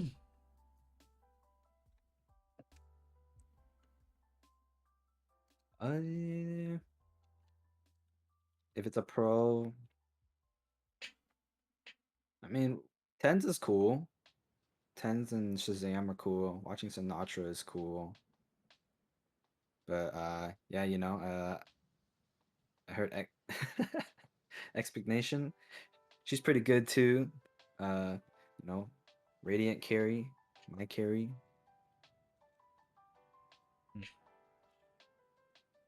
Yeah, speaking on Val and like the games, this is kind of like a throwback. What were your Okay. favorite games growing up? Growing up, my favorite games.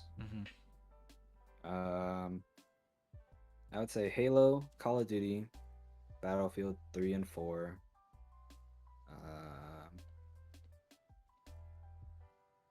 I played a lot of 2K. I played a lot of 2K. Like, I think I played every 2K. Like, you know, Matt's on that 2K grind right now, but like that was me like back then. um, yeah, I did play Madden. What else? I don't know about FIFA.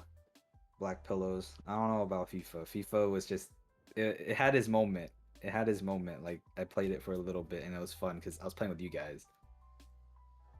Yes, Volta. I don't know. I never really got into like Maple Story or Club Penguin. Yes, GTA was one of them. GTA for sure was one of them. Uh, what else did I play? Yes, Cindy. I never played Club Penguin or Maple Story. Wait, you back played then. Rainbow Six, right? Yes, I did play Rainbow Six on the console for a while. Swapped to PC and played that for like a good couple months, and then got pretty good at it and gave it up to play Valorant because everyone wanted to play Valorant. Yeah, yeah. So, as of now, is Valorant your favorite game? Um, yes and no. Um, it's like hit or miss. Like some days I just feel like, oh yeah, I want to play Val. Some days I just kind of don't want to play Val, but I'll still play it anyways because I'm playing with my friends at least. Yeah. Because I felt like, I don't know, playing a game like Rainbow Six was like, yeah, I played that for I don't know how long, but it the amount of learning you do in that game is like, I feel like it's a little endless. Or Mhm. yeah, it is endless because like the way you can just like remodel a site to, you know, to strategize for defense is like completely on like I don't know. There's so many things that you can do. Of course, like things become default. Like you know how Valorant is. Like I feel like a lot of things are very, very default, and like the game awareness is easy to build, but like a game like Siege, it is like very hard to build. That's why like it's not very beginner friendly, and I don't really recommend it to anyone that wants to play it. Like unless they actually want to go through the whole learning process. But it's like it takes a while because I think for when I first started playing, it definitely took me at least like a good 6 months to like at least understand everything about it. But like I was okay with that because like it was actually fun. The whole leaning mechanic was cool. Like there's so many things that you could do like to throw the attackers off guard compared to like you know when you're playing defense. And like same thing with attacking. Like you got to come up with strats around how the defense is set up in essence. Mm-hmm. So like those are probably like my two favorite games at the moment. But Gotcha, like, gotcha. but I guess if I had to choose to leverage one more, then I would probably play Valorant because I always have a good time playing Valorant with friends. You need a hydrate or stretch? I'm okay. I'll hydrate though. Back on the Twitch topic though, speaking of like the people you've met, I know you already told me, but who have you already met up with IRL and who do you plan on meeting? Mm.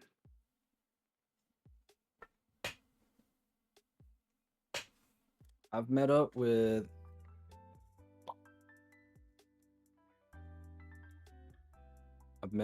two people. One is Ali Pang. One is Ali Pang, and the other is Blue M FPS. We both went to Arena K Town in LA. That was a good time. Who do I plan on meeting up with? Shit. I want to meet everyone, to be honest. I want to meet everyone. I want to meet Wilson. I want to meet Trevor. Oh wait. Oh, sorry. I also met up with Ace, Cho, and Tiff as well. Yeah, I, cool experience with them. yeah. They're fun vibes. I love them. I love them. Like I would definitely hang out with them again. But yeah, I do want to meet up with Wilson. I want to meet up with Matt, Mike. Let's see who else. Linda, Valon. She's very awesome. I mean, there's like so many people I just want Yeah. to meet up with. Like, I wouldn't mind just like even if I barely knew them or like or if I knew them but I barely talked to them, I wouldn't mind that either. Uh-huh. Even like Bagels, Pacify, Kev, Nate, Unwanted Cabs, Emily, Emily, shit, even Christina, of course. Can't forget about her. Okay. Cindy as well, you know. I have kissable lips. All right, kiss me then. All right, so base Nyx. Yes, you know, even chill. Oh. Even I'm down to meet up with chill. You know, maybe one day I get to meet Chiba. That'd be cool. The question from base Nyx: did you ever sing in church or did you lip sync in middle school? Lip sync. Actually, yeah.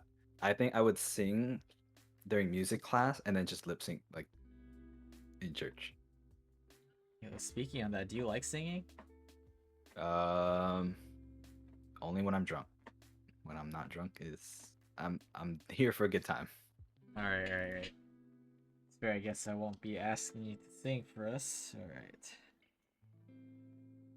Talk about your favorite stream that you've had so far or favorite memory on Twitch. for me as a streamer or as a viewer? That could be both. Whatever comes to mind when you think of that question. Um, I think for a streamer, I think the first stream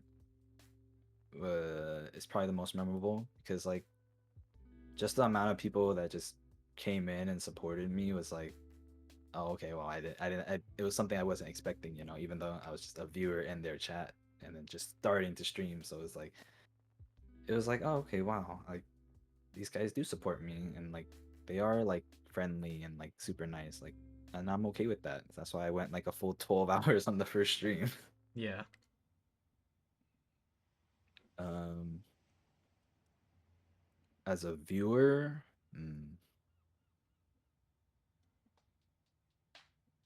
I don't know. As a viewer, I feel like just hanging out in like any of your guys' chats like is always nice to.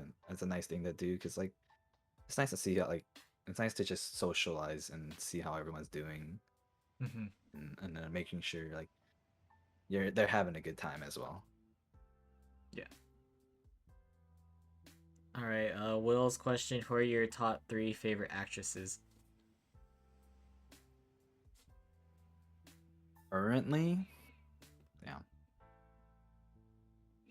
Mm, okay, hold on. Based off of looks or like their acting skills? Dang. Interesting.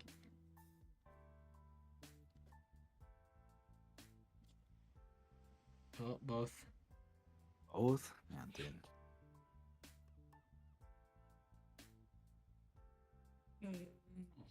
Okay.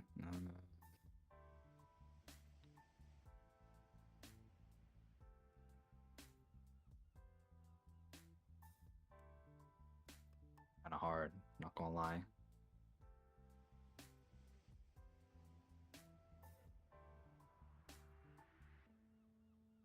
Quotations, my guy. Read the lines.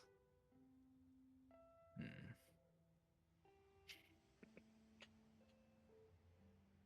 Thinking on the spot.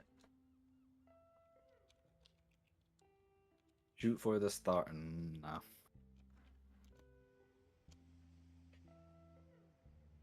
I'll just answer then. I don't know if I have a favorite top 3 though.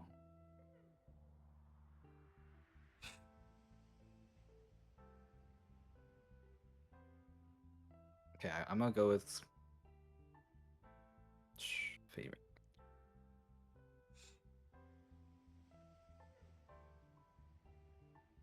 I'm gonna throw Zendaya somewhere in there. That's one. I'm gonna throw.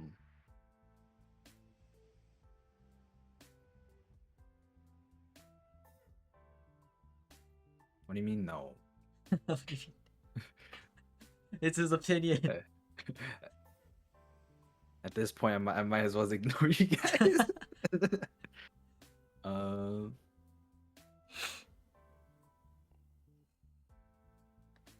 From the hub. From the hub. He's asking from the hub. Oh, interesting. Oh. Yo, if you want to move on, we can move on. Unless you want to Oh, answer this. I can answer this. All right, all I'm right. usually I'm not on the hub. I'm usually out with somebody. Damn. This man's different. Damn, like that. Okay. Lights on or off? Everyone's question marks. I'm Yo. gonna go. I'm gonna go lights on. No comment to that one. Anyways, so have you ever dealt with any trolls or hate on Twitch so far? And if so, how have you handled the situations? No hate. But all trolls. Ah, okay, that You can already sir. see them in chat. But I'm kidding. I love my IRL homies. Like they're my day ones since I mean I've known them since middle school, but we Yeah, didn't yeah. really like talked until like end of high school, or not end of high school, end of my sophomore year of high school. All right. That was a nice subtle shout out to the homies, you know? Who's your favorite homie out of everyone that's here right now? Your IRL Well, homies. I gotta pick. Will. Oh man, the fucking Will, dude. Um,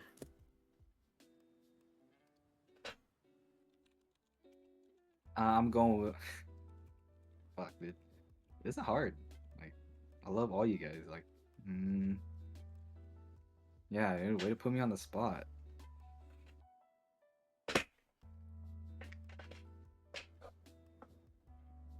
Like, if I pick one, will you guys get like offended? Dude, of course they would. No matter what they say, no, I won't. And then they don't hear their name.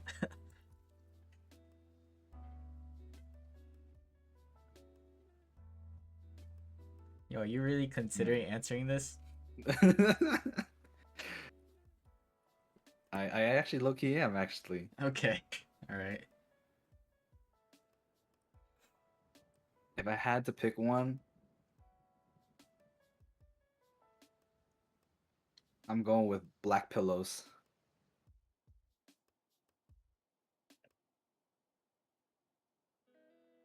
Alright.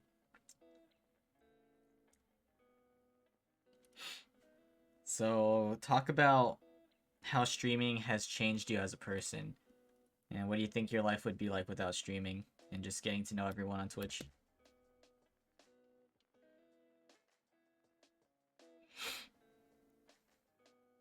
I would say it's just made me more social. Streaming guy kind of also got me out of my comfort zone because like like I started streaming later than everyone else. So like during a COVID year, like I didn't really socialize with many people. Uh, and well, when I started to, and I started meeting new people, I just and just also being able to sit in front of a camera like this is just kind of brought me out of my comfort zone. Like just talk, like because at first I thought it was weird, like I'm just talking to myself, but then I just learned that like people you meet people, you talk with them on stream, off stream, whether they're typing in chat or like just hanging out in Discord, like the and like even just meeting people that like aren't even from around my area, but like I'm willing to bust a mission to go hang out with you guys, like that that's what I wanted, and then just make friends. Mm-hmm.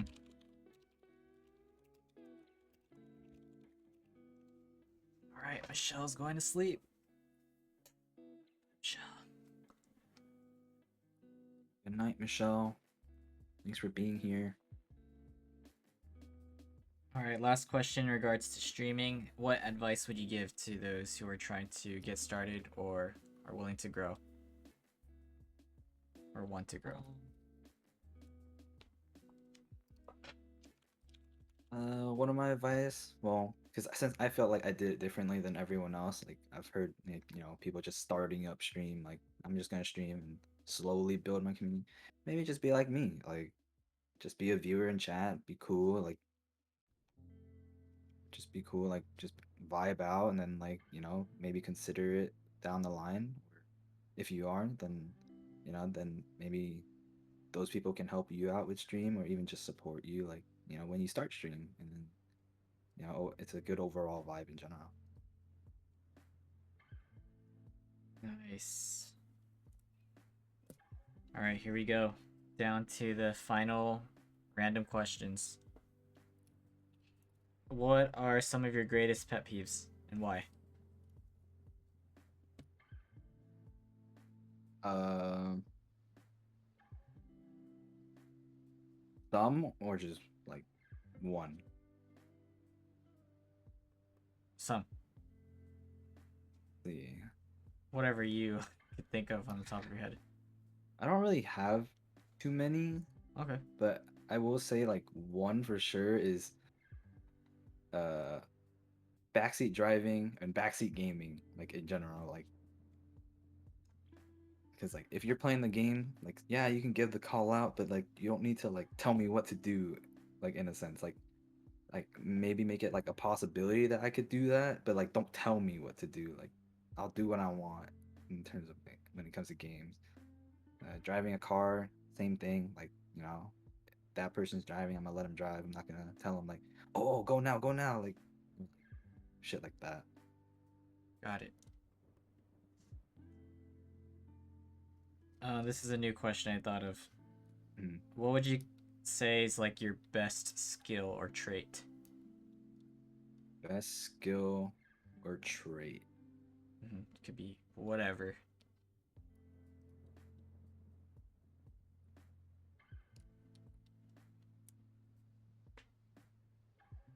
Wilson came up with a good question.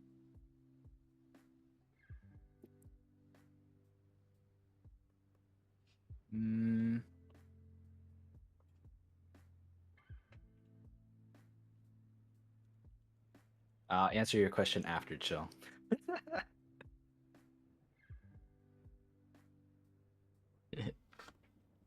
Damn. Best skill. Probably being a motivator. Nice. Like, because I feel like, like if I can motivate people to be better, and then if I can motivate myself to, get out of a hole in like a month, or like get over things in a couple months, and Yeah. then yeah, I'm doing something right. You want to answer Chill's question?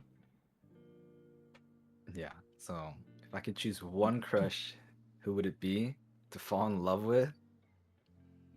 You already know the answer. What the fuck? It's with a W, ends with a G. I think that's yours. I think that's yours, right? I think I need to rewatch your VOD, your first episode, right? I think that's what you said. Sheesh. All right. Well, skipping Chill's question now. Um. Oh, I can answer it. Okay. Go for it. Wilson Chang. Oh fuck. Damn. It just hit me back like that. Greatest fear. Greatest fear.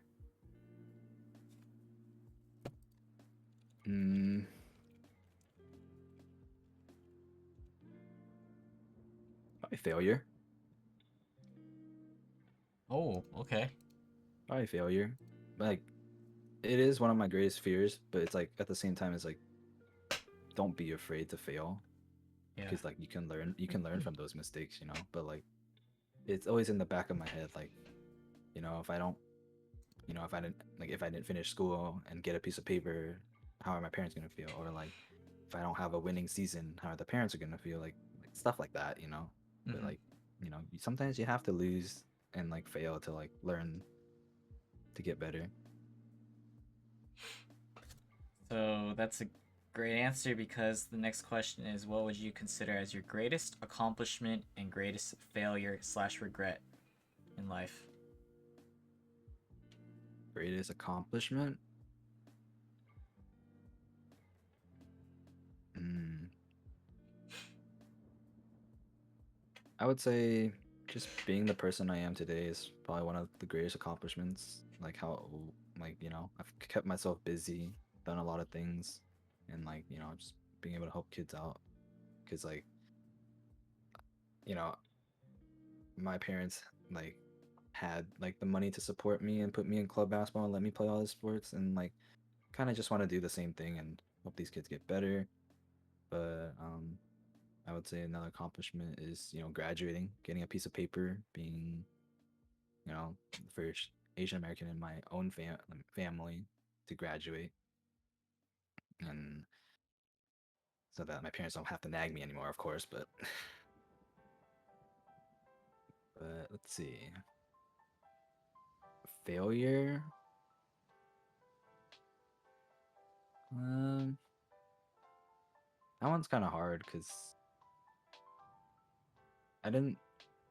I felt like I didn't really set myself up for that kind of stuff to have like the Mhm. greatest fall. But like if there was any regret, if there was any regret, I would say just like being more involved after I transferred high schools. Good night, Kenny. Good night, Nikki. Good night, guys.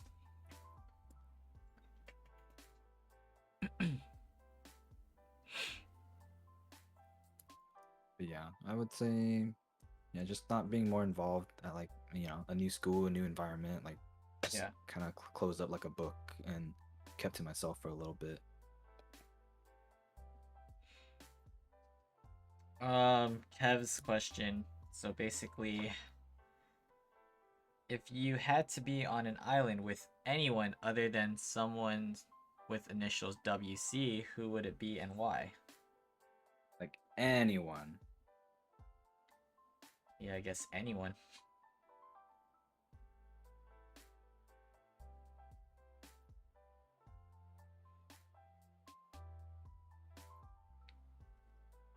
Anyone. Like in the world right now, or could it be like Yeah, you're thinking beyond. like not yeah, not like non-fiction character. Damn. You mean like Kev? Let's see. Let's see. Could he pick anyone? Like IRL? Yeah, or does it only have to be an IRL, like anyone? Just pick one for both.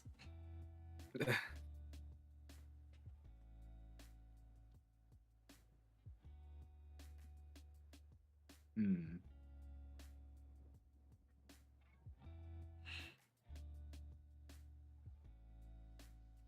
If I were to be on an island with anyone,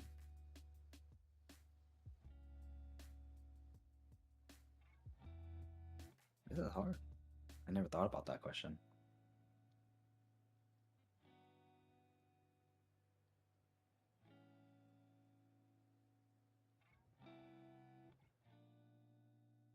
All right, you know, I'm gonna choose. You know, just for the heck of it, I'm gonna choose. I'm gonna hang out with Kev on an island. I'm gonna hang out with Kev on an island so I can get to know him better. But if it's just non-IRL, then I'm gonna pick a. I'm gonna pick Superman so they can get me off the island. Bam. Smart, man. Alright. Down to the last 3 questions. Here we go. What was your first impression of me?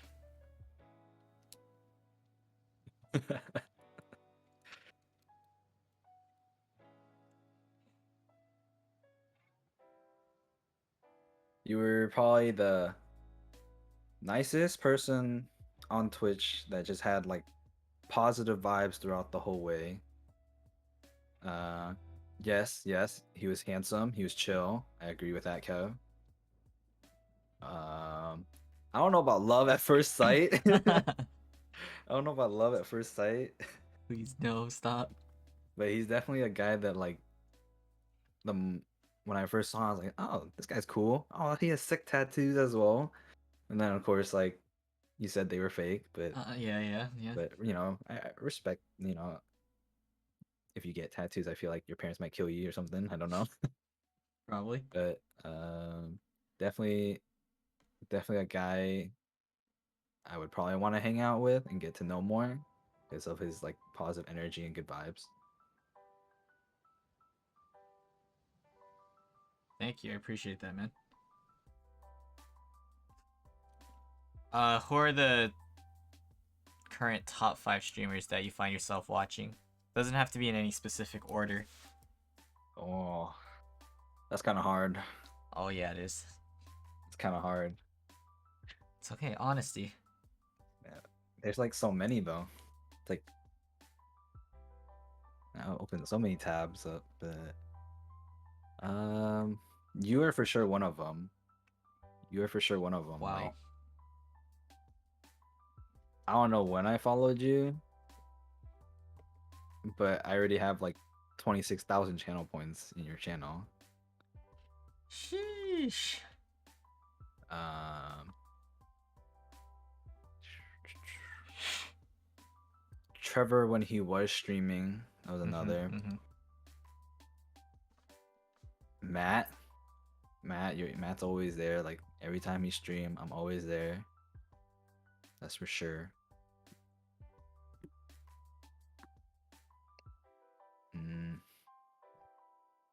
I don't even stream. Relax.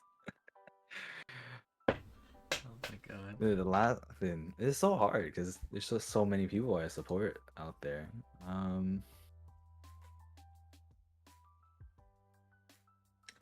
Who else?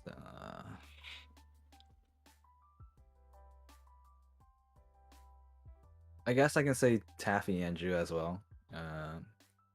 She's always streaming. She always wants to stream, so I'm always there. Who else?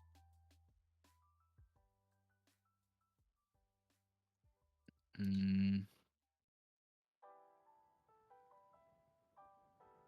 know, that fit spot's kind of up for grabs, to be honest. Yeah, that's okay. Like, literally, like, there's so many people that stream every day, and like, I'm just always there chilling, like talking to them for a bit or active in chat. Like, I would probably want to support like as many people as I can. Yeah. All good, all good. Alright, down to the last question. So, using your connection, who would you like to see as a future guest on this podcast and why? And do not include me and Panda because I'm gonna get him on. Do not include me and Panda? Yeah, because I'll get him on already. Okay. I mean, I won't include him, but you know, I will say him anyways. I do want to know more about Matt, but not including him, that's kind of hard. You already did Christina. You already did Cindy. Yeah. I got Trez as well. You got Trevor as well.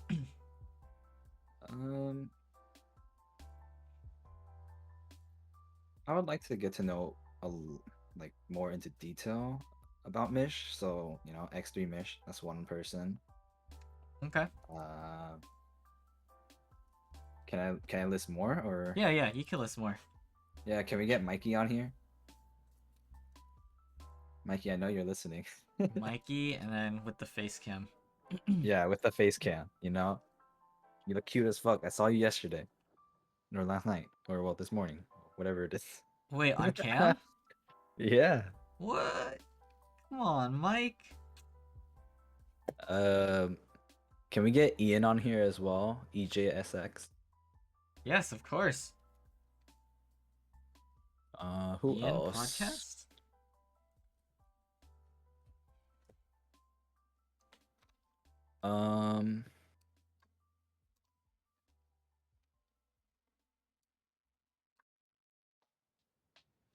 There's so many people.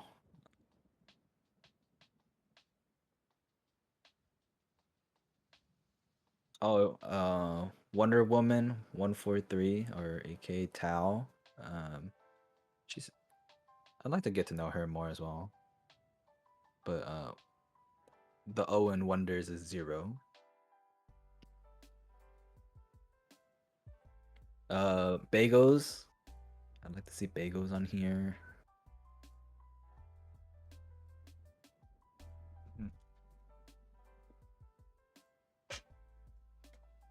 Oh, I would like to see Linda on here as well. Valon. Oh. Yeah, that would be cool. I actually did ask her. Ooh. Did she say yes? In the future, cause just going through like her own thing right now. Her own break. Yeah. Yes, Ian, I want to see you on here. Yeah. Cool. That's a Hey, good number of people. one more person. Yes, Hey, yes. can we get Dev Calais on here as well? Hell yeah. And Jakey Poo with Princess Lou.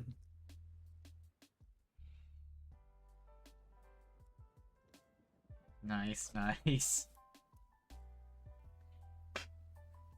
Dang. Plenty of names. Chiba as well.